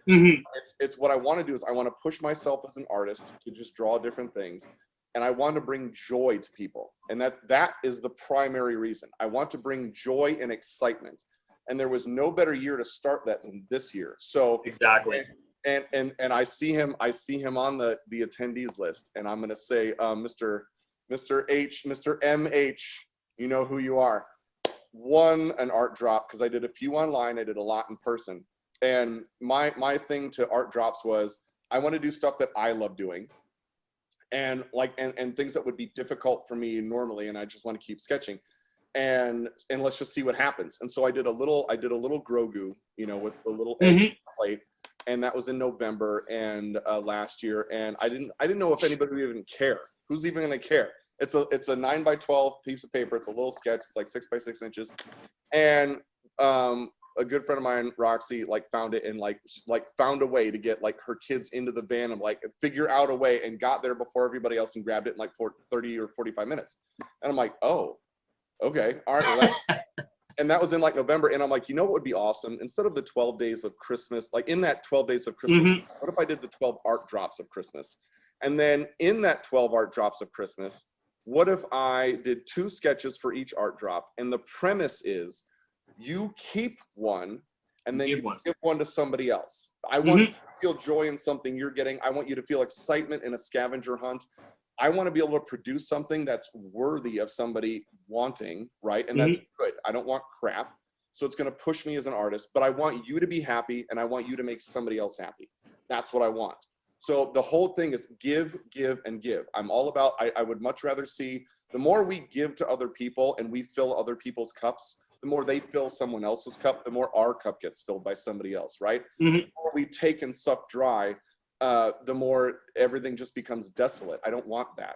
So when I did the art drop thing, and Scott, if you can take those 2 art drop sketches, I did a whole bunch of stuff. I love, because we've talked about this, my love for The Mandalorian and that show, and Star Wars. Forget Star Wars Episode 8. Okay, we're not going to talk about that. But series, right? And I love it. And so I'm like, I love Mando. I've already pre-ordered the Mando helmet. It'll be here in like 3-4 days. And so I wanted to try something. And so I did this. And then Scott, if you can take the next one, I love Chuck. Okay. I love Chuck Scrinch. And I'm not saying that because Craig's on here or because I'm on a Chuck Jones Creativeside Chat. I think it's a far more artistic piece. The new one is like, it's devoid of character, personality, everything else. And so, and I love Tim Burton, right? So I did this thing and I'm like, man, what if, and as my 3-year-old son puts it, Skeleton Jack, what if Skeleton Jack has, the 2 of them were together, and this was all about like this whole like grabbing season of things. And so I put this out. I did a few online. I did most of them in person. This one specifically I did online. And it was this, and I think it was Luke Skywalker holding Grogu and R2-D2. And so I did it online, right? And the idea was I would hide it on my site. You would go through, you would have to screenshot, and then you would have to like post to either Instagram or Facebook. First one that posts and tags me wins the prize. No joke. Michael, I can see you on. I know you're here. You won by 5 seconds because he posted to Instagram. He found it. He posted to Instagram. I have both screens up. I see Michael's post comes up that says, I found it with here. And then I see Angela's post on Facebook that says, I found it. It was literally 5 seconds late. And I felt so bad for her. But Michael beat her out. And you know what I got in the comments of things was like no art drop lasted longer than an hour, which stunned me. Right now, the online thing you can understand that could probably like 10, 15 minutes, someone finds it done. But in person, you're hunting around my neighborhood in Schaumburg or Hoffman Estates, and people are finding within an hour. That stunned me. And then they're like following stuff. So as soon as stuff's coming up, they're stalking, which I thought was hilarious. And so what I loved about that was I heard comments back from people that because I ended up going on Facebook Live, and one woman stole a car. No joke. She stole a car. Here's how it happened. All right. This is like a 2-minute story. This is how it happened. I'm in one of the last art drops, right? And I get to my buddy's place, and he said, we'll hide it wherever around outside. I said, okay, I want to hide it in one of your vans. And so I put it in the passenger seat of one of his vans, which has his company logo on it. And my comment was, my exact clue was, drive it like you stole it. Now, what I meant by that was go look inside a car that would, like, where I'm at in the company, and there's a bunch of companies in this area. This woman goes down, some dude left his car on, okay? And she goes in there looking around the car. I'm like way down the way, and I'm like, and you can hear my commenting. I'm like, what's happening right now? And he's like, I don't know. So she pulls up. I don't realize that she's one of the women in this van that pulled up, and she goes, I stole it. And I'm like, what? And then my camera's on her, right, for Facebook Live, and I do this. So, you're gonna want to put that back. Right? And then I'm like, it's no. And so she puts it back, and she puts the car back. Another one of my good friends was out hunting. They found it. It was in the passenger seat. Anyway, this dude gets into his car. I don't know if you watched all this go down, but you're really not going to confront people who just took your car and drove it halfway down a thing. And so he comes back, and we're all like congregated outside. It's in December, right? And he goes driving by like this. No joke, right? No joke. He just got into his car, and he did this as he's driving by. He just doesn't say a word and just keeps on going. And I'm like, oh my gosh. To this day, like we have a good back and forth on Facebook and stuff because it's funny. But what I found about the art drop thing was people really enjoyed it. They enjoyed the hunt. They enjoyed gifting it to somebody else, and it brought in December, which for here in Chicago sucks for weather. But just in general, for this year that we've had with all the stuff that has gone on, like what can we do with the gifts that we have, whatever they are? Mine is art. To do something for other people to like inspire that. And so that was the whole reason behind Art Drop. So then I'm like, all right, well, I'm just going to keep this going once a month. And so for once a month, I've been doing art drops, and I do them around here, whatever. I'm going to do a road rally next month. The road rally is multiple art drops in one day. I sincerely hope people were breaking speed laws, red lights, and everything else. 6 cars converging on one to get to the thing. But like they were like literally, I'm not kidding. One was on her way to Costco, which is for me like right down the street. Saw my post, told her brother to blow it, forget Costco. Drives 4 blocks down. In the Facebook Live, you can hear the tire screeching as she's going. And then no joke, within 10 minutes, a dozen and a half cars had pulled up to that location at my buddy's restaurant, because the idea was I wanted to like promote friends of mine's businesses and really the restaurant industry. So I would hide them around there. And it was great. So I'm doing once a month. Next month is the Art Drop Road Rally. It's half a day, food trucks, art drops. It's insanity, but it's been great. So, people like, Michael, who loves you and then saw me interview you and ended up following me. I'm thrilled that people like him, because on there, and then everybody else who's won something has felt some sort of joy and it's gifted it off to somebody else. Like that makes me feel great, because we're doing something not for ourselves but for other people. So anyway, that's Art Drop, and it's nuts. Which I'm gonna pause for a second. If you have another question, then we can get into something. Yeah, it's so here's another one too. Like I curious. So like when you get up in the morning and you go into your studio, like, what do you do? You know, do you turn the music on? Do you have a specific brand of coffee? Do you feel the need to put on all the jewelry, or do some days go without it? Some days your fingers are like, whoa, they're just free and Yes. but no, in all seriousness, like what do you do that gets you in the morning? Get in, do you go through your emails, do you answer people back, and that gets you going, reading a good story about your artwork, a nice comment. What is it that gets you motivated to just be like, today I'm just gonna kick a little rear end, and I'm gonna do this and this, and even though you have this pile of artwork here that needs to get done, you had a thought because your cup of coffee was extremely delicious, and you're like, you know what? I'm going in this direction today. What is that thing in the morning, or at any time really, 2 o'clock in the morning, that you're about to go to bed and boom, there's a spark. What is that? What drives Ben Olson? So you may have something similar to this. Like when we have ideas on stuff, like for me, I can, especially if it's middle of the night thing or during the day, I can forget about it. And I can have a great thing. And my ADD is working all the time. Like Mhm. 3 paintings that I started within the last 2 days. And it's like all over here. And I'm like, and we're working, right? Mhm. And so if I don't write stuff down, I will forget. And so my days start, like I told you, my 2 littlest, I have teenagers, and then I have, which are self-sufficient. And then I have my littles who are 5 and 3 now. And Hunter has been coming with me to the studio since he's 5 weeks old.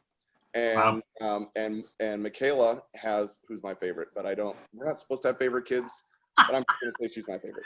So and she knows it too. Sorry, Aiden, Maya, Hunter, I love you all. You're all tied for second. You're all tied for second. You're all tied for second. So I literally come in and when I start off, like I'm not a huge coffee guy, but I have to get into the thing where if I don't, because that's my favorite. There she is. Hey, Michaela. Yes. So when I do that, if I don't write things down, and I learned from John Rowe, who is an amazing artist, and I have so much respect for him. I've gotten to visit his studio, to even if I'm having thoughts in the middle of the day, just to write them down. But this is my list. It's on paper. I have to write it down. I've tried online, or I tried Mhm. app. It doesn't work. I have to physically write something down, and I have to see it in front of me. I have to have the tactile feel. Otherwise, it doesn't work. I'm wearing this for you today because when I paint and when I design, clinky things on mice and brushes don't work. So this today, Fabio, I'm donning the armor for you, and including. I appreciate it. You're like the why can I not think of his name? Purple dude. Thanos? Yes. My brain just blacked out. I was thinking of your list, and I was like, oh my God, this is mine. This is mine. This is mine. This is no joke. There's sketch ideas in here. This is it. Look at that. That's ridiculous. I have a problem. No. You don't have no. Then we all have a problem because I got news for you. This is what happens when my and I'm like, I've got this notepad, which you can see how much paper's left, right? And then there's all this stuff. And I just keep going. So I have this is my list. And in my list, see, Craig's got a giant list too. Craig's got probably a bigger list than both of us do. Oh, he's got a book. He's got a book. I do. I got books after books after books. Yeah. I've got to have something where I can tear off the pages, and that way I can put it in a thing and do it. But what I do is I've got it segmented. I've got 3 Monkeys in Aardvark, which is all the design stuff and my client stuff that I need to do. I've got the Backyard Experience, which is my nonprofit, which has the Chuck Jones Center for Creativity Chicagoland. That has a list. Then I have the Chuck Jones Center for Creativity, period. That has a list. And then I have Chuck Jones Gallery. That has a list. And then I have Art of Ben Olson. That has a list. And then I have people I need to bill. But I start off on a Monday, and that's how I get it moving. And then I'll rip off a page. I'll rewrite the list if it's a Wednesday because a lot's gotten crossed off for Moore's bed.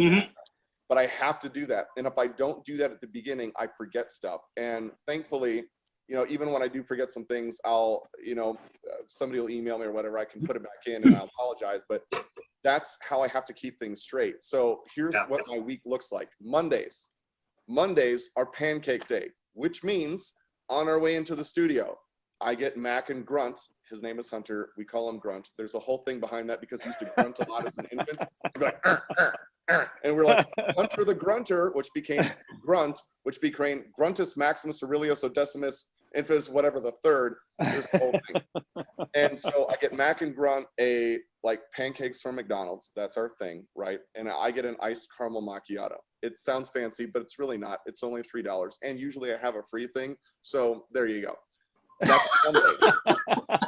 Tuesdays are breakfast in the studio, which is cereal, pancakes, or waffles, whatever, that kind of thing. That's how we start our day. I do have music on. They get to watch some iPads because I can only take so much Muppet Babies, right, in the morning. So when I got to get going, and you'll appreciate this, I have my 80s mix on Apple. And here's what I don't understand, by the way, because this is going to be a slight segment. Don't worry, Scott, this is only going to take a second. ChuckJonesCatalog.com/Ben-Olson. You can see all the stuff. You can buy it all, okay? So here's what I don't understand. In my 80s rock music, okay, I had, Pink Floyd, right? Hello, right? It's in the mix of all this stuff, right? And then it stops. And then I'm like, I don't need that. Like, I got to paint a lot of stuff. So I hit the next button. Do you know what the next one was? Which, by the way, I love this song. Kickstart My Heart, Motley frickin' Crue, right? Yeah. That's like hitting the gas, injecting yourself with adrenaline, and you're like, right? And yes, it is. Going from 0 to 60 in like half a second. So anyway, that's kind of like the mode. I like to listen to some music. I'll do EDM because I love trance, and then I'll do like 80s rock, or maybe we'll do a 90s mix. And then the kids are eating. Wednesdays are mini donut day. Mini donut means donut holes from Dunkin' Donuts, right? So I get some mini donuts, and they all know my order. I need 2 boxes, 2 10-count boxes of glazed and 1 10-count of chocolate. Thank you very much. I will also take a medium caramel craze latte. That's awesome. Thank you very much. And an order of hash browns. Okay, that's our order. We come into the studio, they sit down, I sit down, and because I have my desk that's like a giant L, they'll sometimes eat by me. And then we start. Thursday, normal breakfast day, right? Friday is big donut day. I'm just going to tell you right now, and they're not paying me to say this. And Craig knows, because when Craig sits here, we do our count. We don't count calories. We just eat. Yeah, it's called Donut Drop.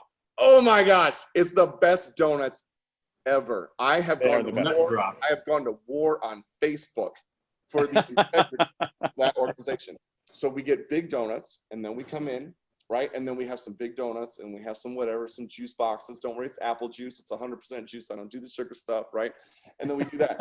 And that's how we get going on a Friday. So that's like the start to the day to get moving. And then once I try to get going by like 9 or 9:15 with whatever I have to run around the studio with, and then it's time to get to work. So we take breaks. The kids are with me all day long. I've got ropes. They swing from ropes. They've got a ball pit. They've got a giant thing. They've got a bounce house in the other side of the studio. We do all kinds of stuff. We go outside. But that's my day is like part daycare, part artist, part designer, and then all of that. And it's literally, and I'm going to tell you this, man, because with my older 2 who went to daycare for pretty much all 5 years, and we spent a lot of money. My ADD allows me to multifunction, right? And I know how much time, and as well, because yours are grown, how much time, how fast time goes, right? Yeah. And knowing that my 17-year-old and my now soon to be 16-year-old, and how much time speeds, and I love those guys, and they're great kids. And I watch my 5 and my 3. I only have so much time. So my phase in life right now, while they're still in here before Matt goes to and everything else, is this, and I love it. So this whole like chaoticness just works, and that's my week, and it happens like that every single week. And what's hard for me to believe, it's been almost 5 years now of this steady pace of things. And I have clients come in, kids are here, I'll take them whatever if I need to, nope, like everybody's cool with it. So that's my day. So Fabio, let me paint a picture for you, because I have spent a number of days out with Ben and his family, and you ask how he gets going. And and I've been, working with Ben or hanging out with Ben at 6 o'clock in the morning, and 5 o'clock in the morning after spending the whole night getting ready for a Chuck Jones big draw and whatnot. And here's the way Ben gets going. Okay, let's go. We're just going. Here it is. Okay. And you know what? We're going to go out here. We're going to go there. And then we go to this. And oh, by the way, did you need something to eat? Because we're going to do this. And then we're going to go there. And then we're going to go, oh, do you need some more? You need some more to eat because we need 10,000 calories per meal. And then we're going to go get deep dish pizza. And then we're going to do this. And then, and that is pretty much any time that you're hanging out with Ben, it's just hanging. And then it's go time. And I don't think there is a thing that ignites him. I think it just sort of sparks inside and then just goes. And it it does. And I think that's the beauty of, that creative spark, that when it goes, and he doesn't throttle back. And that's, that's what an opportunity happens, and I'm all in. And we all just kind of go, great. I was accused of that for many, many years, have been. And I finally met somebody who's like, heck yeah, let's do that. Always. I've never heard him say no. Can't do it. So. No. Yeah. And there's a story for another time, because I don't know how it would take a little bit, but I'm going to tell you right now, Craig and I'm going to show you this. So I wanted to be a Disney animator, right? And then we're going to get into the steampunk series. So you're hanging on for the steampunk series, get ready, because this is intense. But right before that, Craig, I kept my guest pass. So I just want to tell you, I'm going to encapsulate this, Fabio. Now, I'm moving down by you next year, okay? So we're going to be close enough to be able to hang out on hopefully a more regular basis than just Zoom. And my lifelong dream was to become a Disney animator when I was young, and to be in the Disney animation building. Like, I got The Art of Aladdin. The Art of Aladdin was my first animation book that I got, right? My first art book. My second one was by Charles Solomon. It was The Art of Animation, and went all the way up to The Lion King, right? And I have like hundreds and hundreds and hundreds and hundreds of books in my library, which is up front, and like stacks. Like there's all in shelves. It's all nice, but I have a lot. I've collected over the many years. So when I was at a Red Dot, I won a tour of Walt Disney Animation Studios or Imagineering. I've been through Imagineering, love that. And Craig and I haven't told the story on something like this. So Craig and I went out for, I forget what it was a board meeting, I think we had for Chuck Jones Center for Creativity. And I go out there and I won this thing, and Stephanie didn't go with me. I think she had Mac here at the house. And after that, by the way, after that, they travel with me every single time. So when we go, we're a 4-pack every time. And it has been for the last, and it's great because I want to share that stuff with them. And so, but Craig and I had this thing, and she's like, why don't you ask Craig to go? I said, Craig, do you want to join me on this tour? Yeah, I'll join you on this tour. And so we go on this tour, right? And we get to Disney Imagineering, and I'm ecstatic. I'm like, oh, right? And so we get into Disney Imagineering. We get around. They're like, well, we can show you the gift shop. Now, the gift shop in Disney Imagineering is cool. Tampa Clearwater area for whoever Acme MacBook Pro is. That's a question, by the way, that just popped out.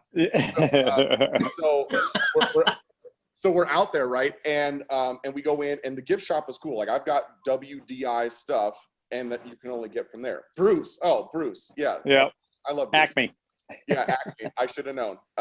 So we're in there, and we get to go to the gift store, and I was hoping we'd get around to see some of the other stuff. And then our tour guide takes us to the other gift shop for consumer products.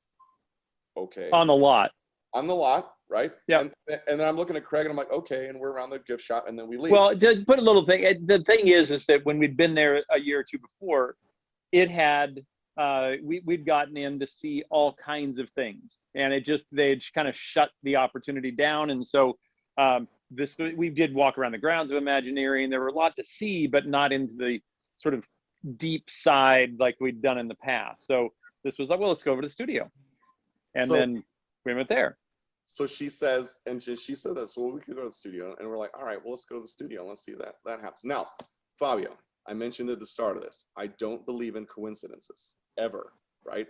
Even if it's a small purpose, there is a purpose. Mm-hmm. So we go to the studios, we get in the lot, whatever, and she proceeds to take us to, guess what? The gift shop.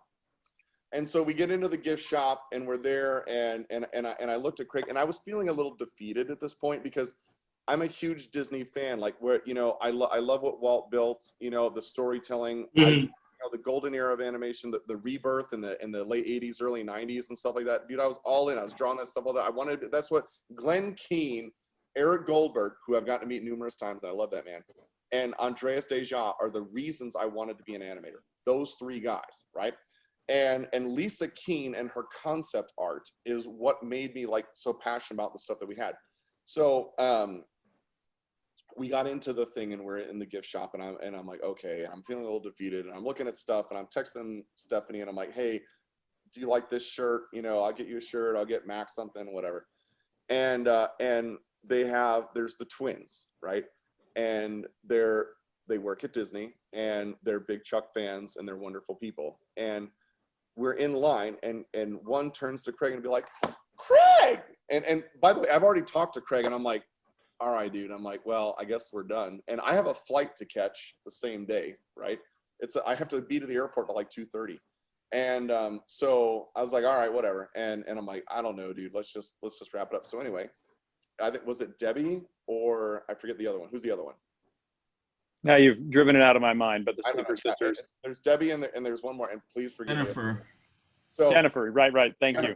Jennifer. Yep. So Jennifer, and I think it was Debbie, but I'm not sure. Anyway, They're twins. I don't know. No, so she's like, what are you doing here? She's in the gift shop looking for this Funko Pop that she can't find because she works at Disney Toon, like the animate like TV cartoons, right? Mm-hmm. Her sister works finance in the hat building. Okay. All right. Now, I, as you have witnessed in our gatherings and our texting, I am not a shy individual, right? I enjoy opportunities. I do not believe in coincidence. So she's like, hey, blah, blah, blah. And we're like, yeah, we were supposed to do this tour and whatever. And she's like, have you guys seen like the thing where they, you know, underneath the street and whatever? No, I've seen that. Craig's seen that. But we're like, yeah, we'll totally go. And we look at our guide and we're like, we're going to do this. So come on, we're doing this.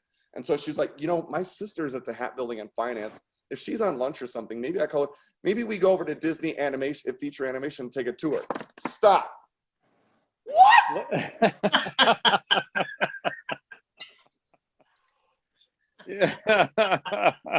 One moment, please. Feature animation in the hat building. Yes. So I did not hesitate, as Craig can attest. And I said, that would be awesome. Can we call your sister and see if that's a possibility? And she's like, sure. And I'm like, so we go and we tour the thing. Now I have pictures of me hugging the animation building, the old animation building, like full on, like boom, right? I'm like, I'm hugging the building. It's a thing. I love it. I've seen Glenn Keane's plaque. I was 30 feet from his office. I did not stalk him or go in. I stayed. But so we're going through this tour on stuff, right? And Craig's like, he's like, okay, we're like, she's doing it. So she gets a text back from her sister. She's like, yeah, come on over. And I'm like, oh my gosh. I'm like, Craig, do you understand what's happening?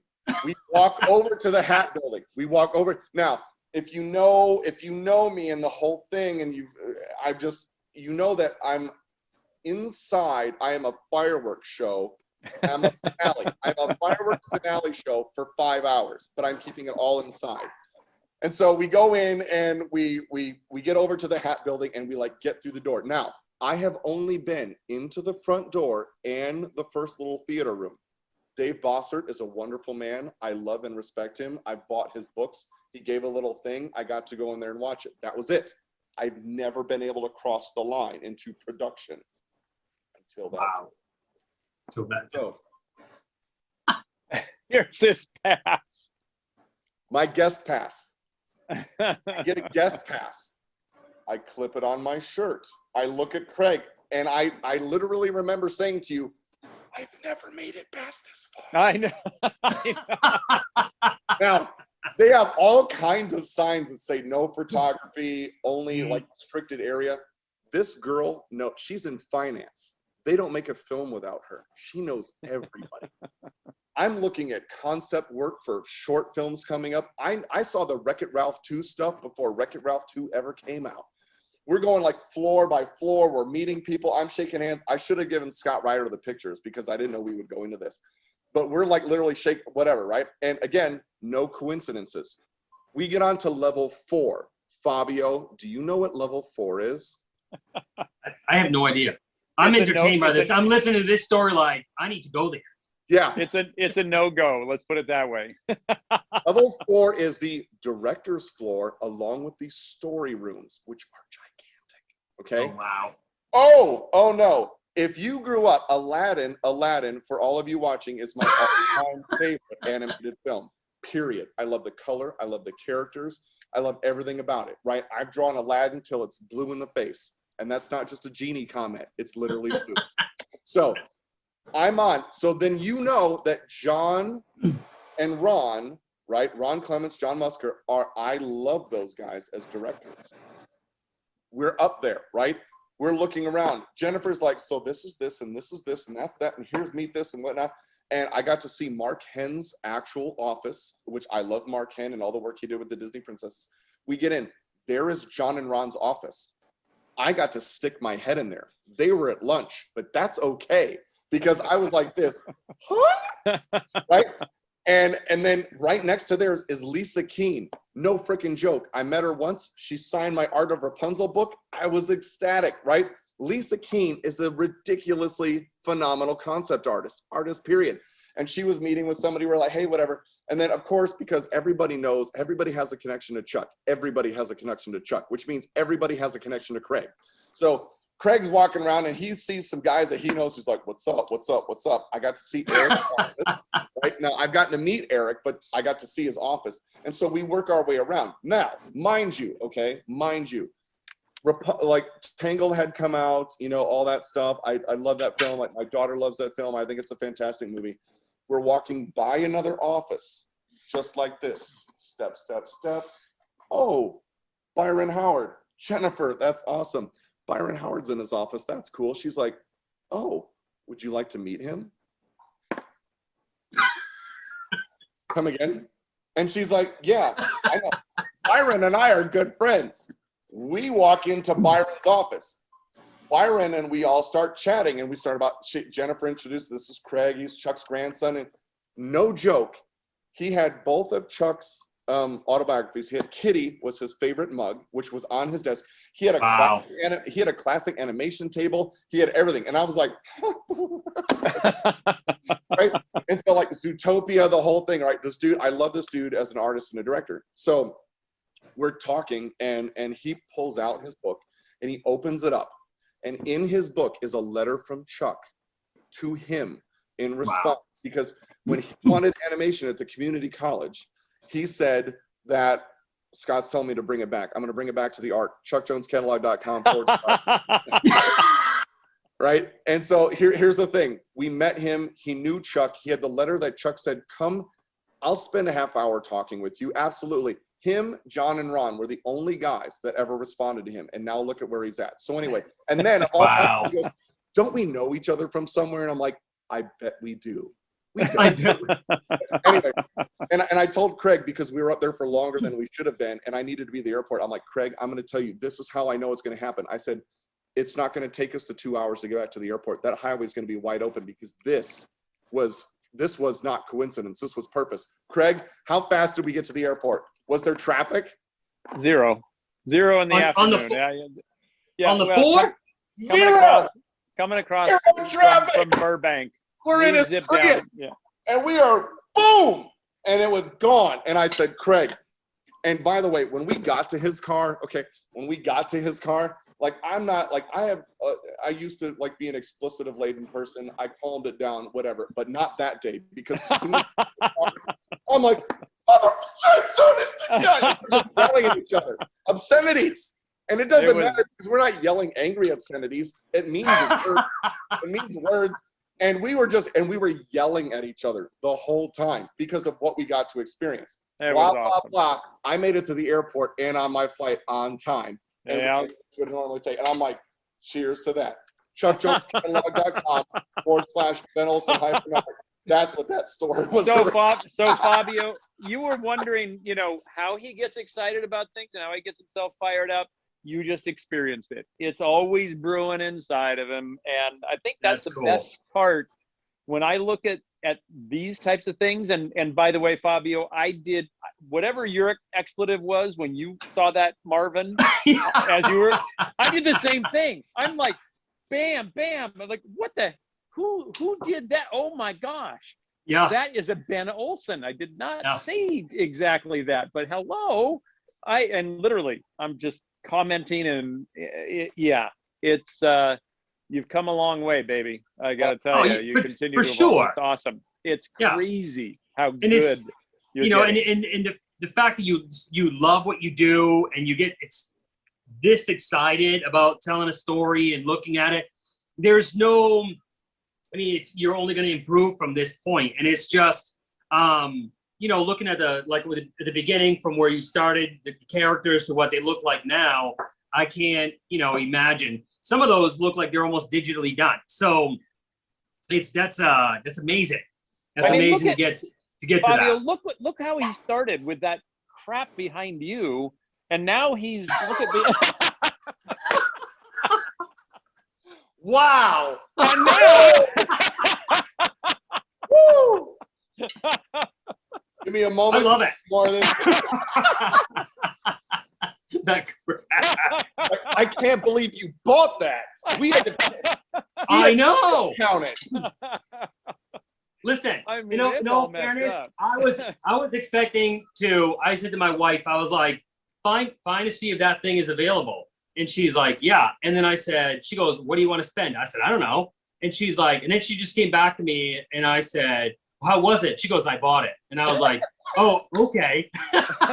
Dude, all right. And then she told me, and she's like, "I knew what your answer was going to be.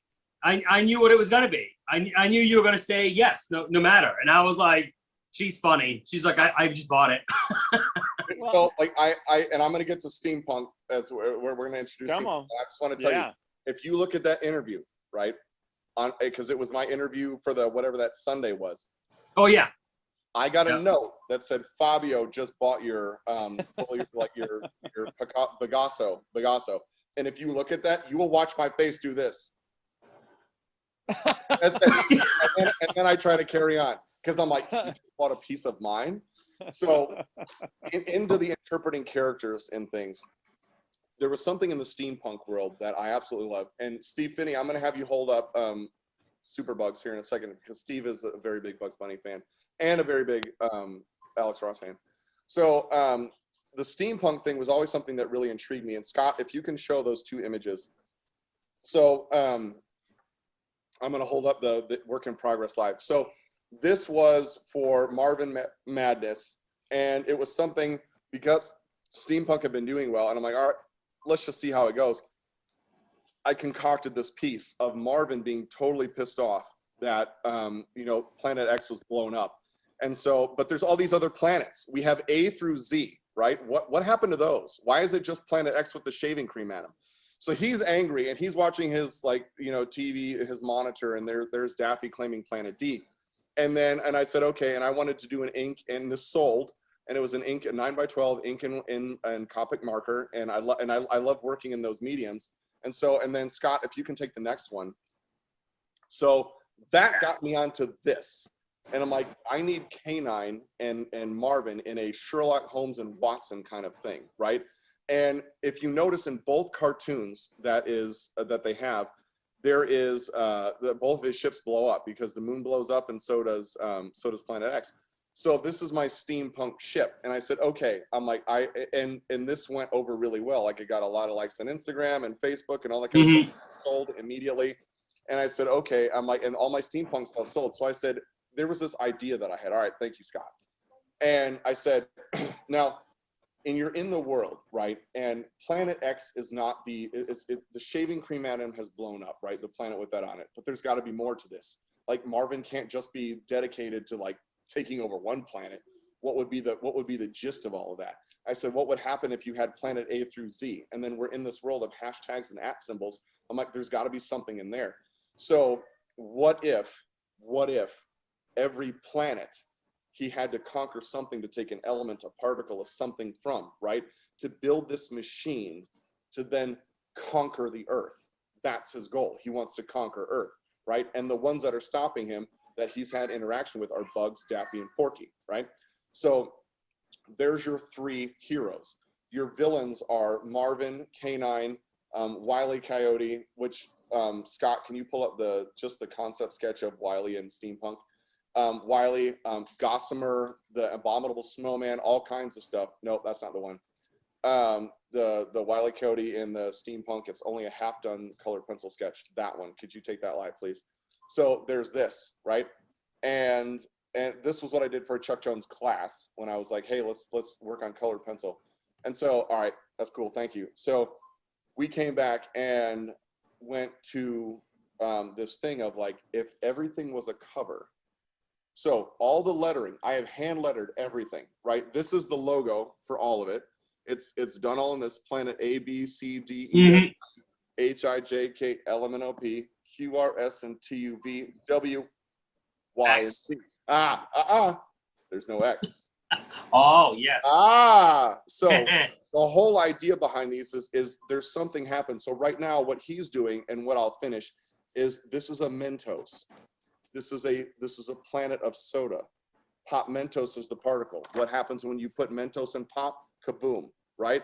So he needs explosion stuff. He needs other things. I literally have 29 covers, okay, to do. And I have them hand lettered out. I'm going to go through the whole thing on the concept sketch. You're going to see between at least Marvin and K9, and then adding a Daffy, a Bugs, and a Porky somewhere in. So we'll have multiple characters in this comic book style cover of Marvin's quest to collect all of these particles and elements to build his weapon to conquer the Earth. The series is Conquer Earth, right? So, and it's all in sci-fi steampunk. And how we do the planets, how I do the color, the whole thing, it glows, it radiates, there's all kinds of stuff, but I want things that he has to collect. Now, here's the key and the hip to this, or the key to this all. Planet X plays the key role, right? I'm gonna do one 20 by 30 giant on board, full colored pencil sketch that has all of the characters in it, in the whole thing. And then we do one final painting that shows the final reaction to what happens. Because the fact that there is no shaving cream, Adam, means there is no more shaving. Now, when Marvin first starts off, Wiley creates this thing and this device that's specific to him, right? And it's facial recognition, so that he can like activate this thing to conquer the Earth. It takes him so long to get all the elements and particles and all this kind of stuff that he has grown a full beard because he cannot shave. So what happens on the self-destruct when the facial recognition does not recognize Marvin, and he's sitting on this thing on Mars? Boom. Done. Done for. Done. 29 covers, 2 paintings at least, and one 20 by 30 giant on black board colored pencil. That is the Steampunk Marvin series called Conquer Earth. That should take me at least the next 6 months to finish. And it will all be like, everything is here. So every planet is in, it's got its label on there. It's got whatever the thing that's going on. It's all done on different paper. I'm gonna have some that might do like marker and ink and work with the compass. But it's a whole system built around Marvin's quest to conquer Earth and how he ultimately ends up failing. So that is my deal. Norm, I love Norm. If you know Norm right now, he just commented, Norm is like the king of NASA. He invented everything. The International Space Station, the space shuttle, I freaking love Norm. So, and then at the end, Heather, to comment on what you said, I do want to make this into one book with all the concept sketches, all the covers, and all the things, because as I have learned from Fabio, and I have already pre-ordered his book on Amazon, thank you very much, Fabio, make it into a book. You have to. I mean, it's a good guy that I know, David Corbett, took he said it. Think of it this way: you're really good at collecting everything you've had, even from the past and stuff like that. It's once you'll get to a point, hopefully after this series is done, and maybe you'll work something out with Chuck and those guys can do that for you. David put a retrospective of me. And it starts out literally from the concept sketches I had. Some of them go back to the early 90s, just after I graduated high school, through the 90s, 2000s, from concept jazz singers that I did and things like that. So since you keep everything, that is like a bookmaker's dream from what David said to me. It's really good to go back through. Plus, then again, you go back through and you look at some of the stuff you did when you were younger, you're like, oh my God, I could do this again today, or revision it or whatever. But oh yeah, you could definitely put a book together with the things you've done. It would be amazing. And, it just, it'd be really cool. And especially when you put a little story, like the stuff you just said tonight, David, put little things like that in the little stories and through my retrospective. And it makes a world of difference when you have somebody read it. And then just outside of us sharing it, the people that buy it and they get into that. And it's really cool. Then when you go to do a show and someone, quotes something from a book that you put together, and it's really cool. It's a good feeling. Right, and there's like, here's my list. Here's planets. Here's all the particles and elements that go with it. Here's what happens in each one. Mm-hmm. Here's why I use black, dark gray, or white paper to do all that kind of stuff. And then the weave in, and I love doing digital art, right? But Mm-hmm. I have all my concept stuff now is all traditional. It's all traditional, and I want to keep that. And for one, like, I want to keep it because if a collector wants it, and which they have, like, I had one painting that I wasn't even released like 2 weeks ago, and sold, and it's gone, which is funny to me. But I keep all the stuff in traditional form because while I can do digital art and I love doing that, and the speed of my workflow ends that for my business, for the agency side of things, there's nothing to me that takes the place of tactile, traditional physical tools. It just 100%. Right? And I 100%. and I need to create in that. And so while I can do both, I do all of my other stuff now in that way. And what I wanted to bring up real quick was, Scott, can you bring up Heaven Sent real quick? So, and this is an homage. This is an homage to a whole bunch of things, but this is after our interview. Scott, if you've got, no, it's Heaven Sent. It's Pepe Le Pew, Penelope, and the 3 dogs. So that one right there, if you can take that. So, and then I'm going to show Superbugs. I want my buddy Steve Finney to get on screen. And then, Fabio, what there, like I said, there's an infinite amount of things that I respect about you. And even in the short amount of time I've gotten to know you, to where we did our first interview, and then in this last year. And, it's not just you as a human being and you as an artist and what you put into it, but it's all those things combined. So when I was doing this was the last piece that I did that was modeled off an actual cartoon background. Everything else now is modeled after real life stuff that I've interacted with. Mm-hmm. And so what I love about this piece is this, to me, explains, like how something so repulsive to someone else can be so attractive to somebody else, right? If you are who you are, right? So she thinks she's warding off the whatever, and yet that is so attractive to somebody else, like a Pepe Le Pew, right? Because he finds. Mm-hmm. So in this piece, like, there's 2 baskets of fish. That's for the 2 of them. That's the relationship between husband and wife. There's 3 dogs because I have 3 dogs: Cat, Vision, and Thor. It's the Canine Avengers. And then there's 4 vases in there. Those are my 4 children. So I've got Aiden, Maya, Michaela, and Hunter. Mm-hmm. And in that piece, you can see this is me in this piece to say, you know what, there's things about you there, and they're roses, because in the shop they're roses, but there's something beautiful about that in my kids blossoming into something that, I don't even know what it is yet. So, and then my dogs, just, that whole thing, I love dogs. So this is that piece, but all right, you're good now. Watching and getting to know you has inspired me to be more insightful and what was the word I'm looking for? Insightful is the one word, but like just much more direct in what I'm putting in, right? Like, why am I doing this? Am I doing this just to do it, or am I doing it not? And I don't do that in my client work. I have to explain to them why I do it. So why would I do that in my fine art? And I love everything you've done. You know that I blew your freaking messaging up on text and Instagram when you posted that May the 4th stuff, and I'm like, oh my gosh. And there's like, you're just a cool guy, right? You're a guy who's a fellow human being on this stuff. And we get along, we click, and you're so normal, you know. And I think people that see people that do, I'm going to say what you do, because I'm not at your level right now. People that do what you do at the level that you do it, think maybe it's kind of like on a different thing. And really, not only you are a normal guy, but you treat other people like people. And I treat other people like people. And I think that kind of thing is what endears me even more to you, and what inspires me in my artwork and all the stuff that I'm creating, to be like, hey, you need, intentional is the word. You need to be more, you know, make sure you're intentional on what you're doing. Like, why are you doing things? Can you explain? You know, because Fabio can, and it's awesome, you know, and I get inspired off that. So I can't thank you enough for doing this, because you know, when you mentioned like, I'll do one if you do one, I'm like, I'm gonna call you on that. And then here you are, and like, I can't wait to come down to Florida, you know, and hang out and do the stuff. And sure. I'm moving down there soon, man. So it's not too far off. But thank you so much. Thank you for allowing all of this. And Steve, go ahead and grab that Bugs.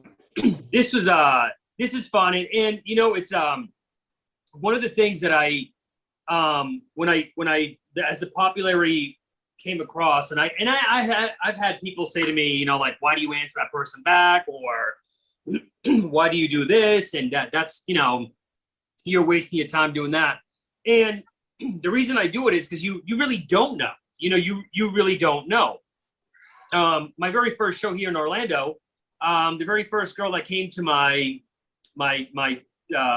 little table that I was sitting at, I doodled on her thing. I took my time, explained it, and she came back. And there are some people that just stand in line for 2.5 hours and they don't buy anything, but they're standing for 2.5 hours. You can't leave that person to just walk away. They stood there because they either wanted to shake your hand or get a picture. So make sure that individual leaves with something that they can remember that event for. And, you know, I don't do those things for the sense of like, oh, let's hope this person comes back and buys an original or whatever. But it's funny how that one little kind gesture comes along and it comes back in good. Or that individual ends up getting a job somewhere, who knows somebody who then you're like, what? I did that for you 6 years ago, and they remember it. And I think it's good. It's a good feeling. It's good karma. And I, you know, starting in the art business, I was pretty green. I came from a tiny town in Maine with 460 something people in it. I grew up in a town with 3,200 people in it. So for me, I didn't have someone that could just go, listen, you shouldn't do that. You should be going this way, or maybe talk to this individual. I came across where once I got into this business, I thought, you know what, if another artist, whether it be an 8-year-old child or someone in their whatever, you know, that's trying to make it in the art business, if I can give them a little bit of advice, why not? What is that costing me? It's not costing me anything to write someone a suggestion, yeah, you know, or a direction, or, you know, give them. I've helped other artists try to get into galleries that I've worked with. Once I give you that point, that's up to you to carry the water. You know, if you don't, then that's, again, it's on you. But I want to help an individual, another artist, get into that position.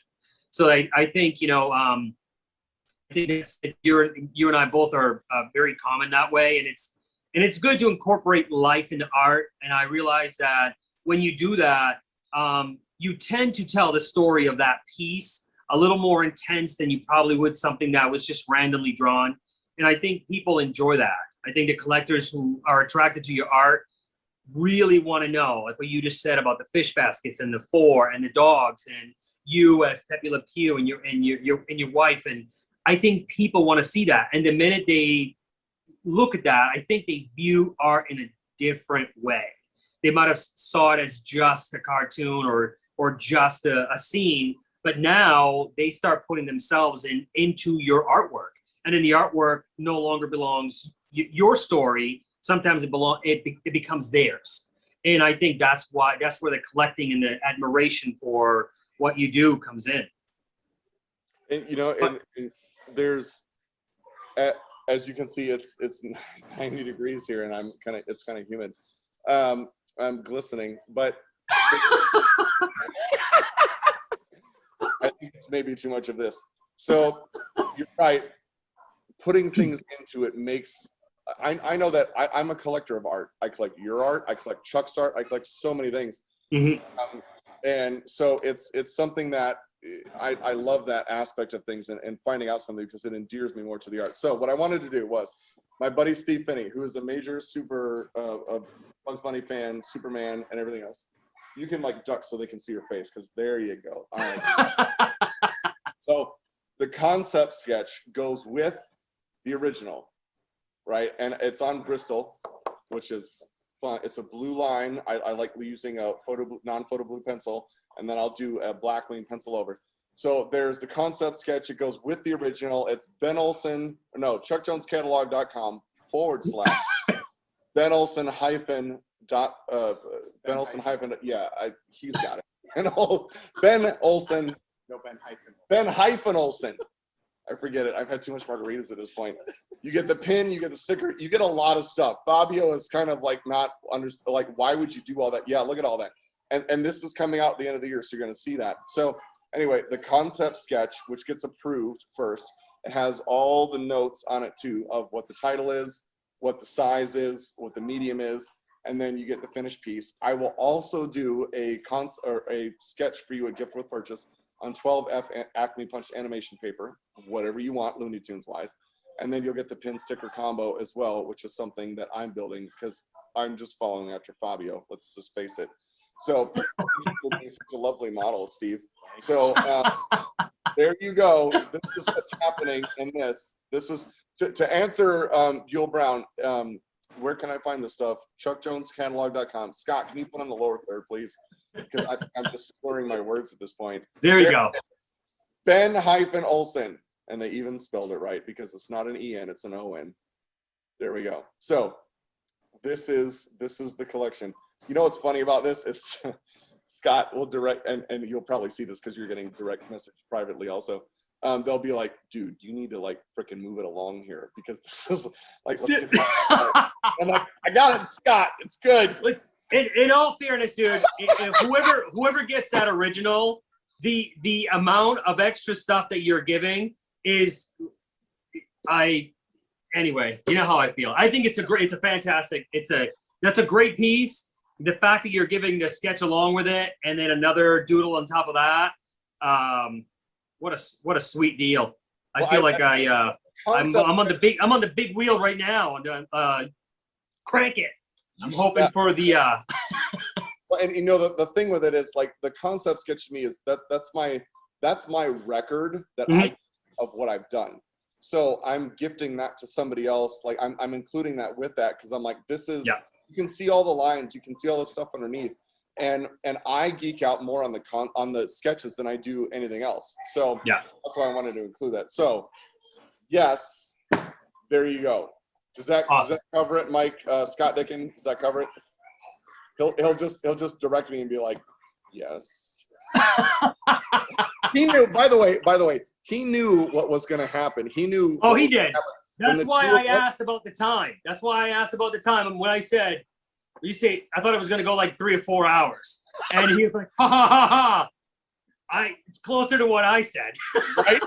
We didn't even get to the Captain America suit, the Obi-Wan uniform, or the Trader Joe's butter waffle cookies, which are a guilty pleasure. Thank you. Part two. I didn't even get part two. Right, part 2. Next time I'm just going to show up with just a bottle and a straw in it, and that's it. I was good. I'm gonna challenge you with your 62-ounce cup there. Dude, you are so awesome. I can't even begin to describe it. Yeah, it's more like a 60 ounce. 62 that'd be overkill. Let's just keep it at 60 around it. Darnell, you do need a margarita that size. It is fantastic. I'm just commenting on the comments that are coming in. Cheers to you. Yeah. That's my wife's dream right there. Yes. She loves margaritas. That's it. So I'm gonna let you close it out, Fabio, because Scott's the hook here in a second. What do you want to say? Well, it's for one, again, I'm honored that you reached out and wanted me to do this.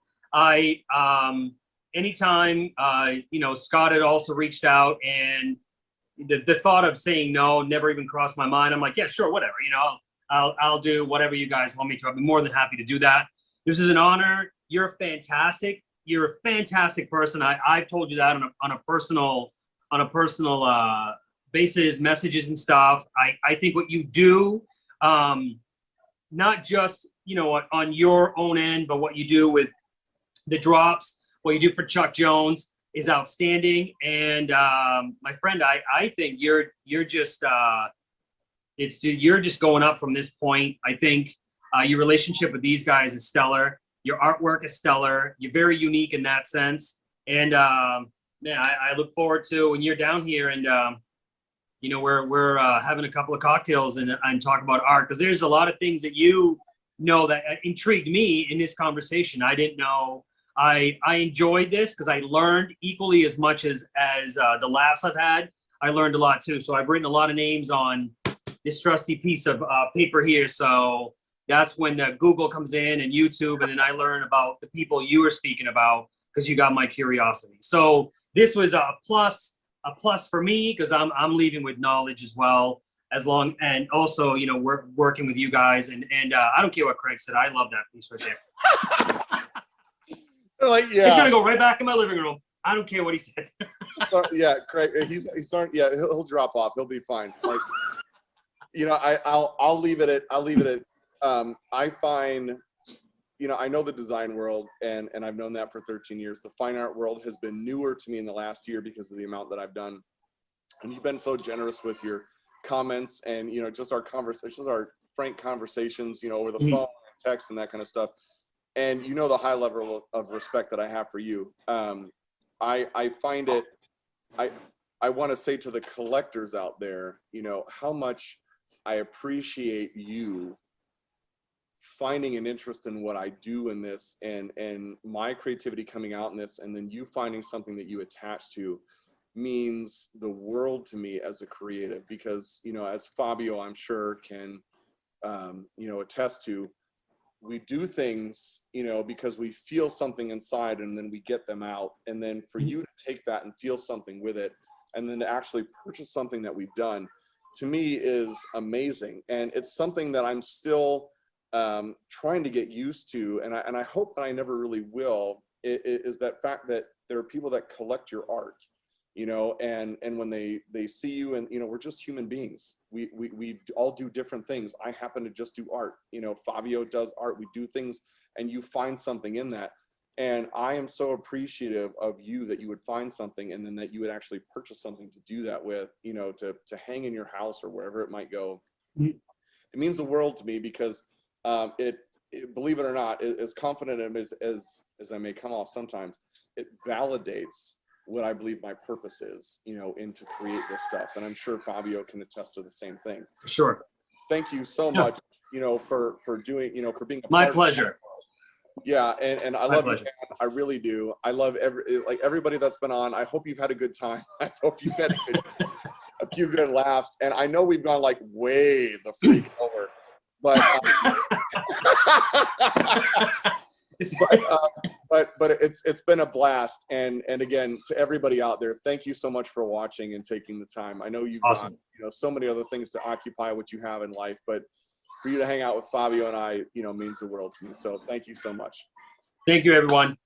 Take care, brother. And once again, thank you, everybody. I greatly appreciate those that came from my fan page over. Thank you. And we'll see you all around next time. Yeah, buddy. Later, man. All right. See you, bro.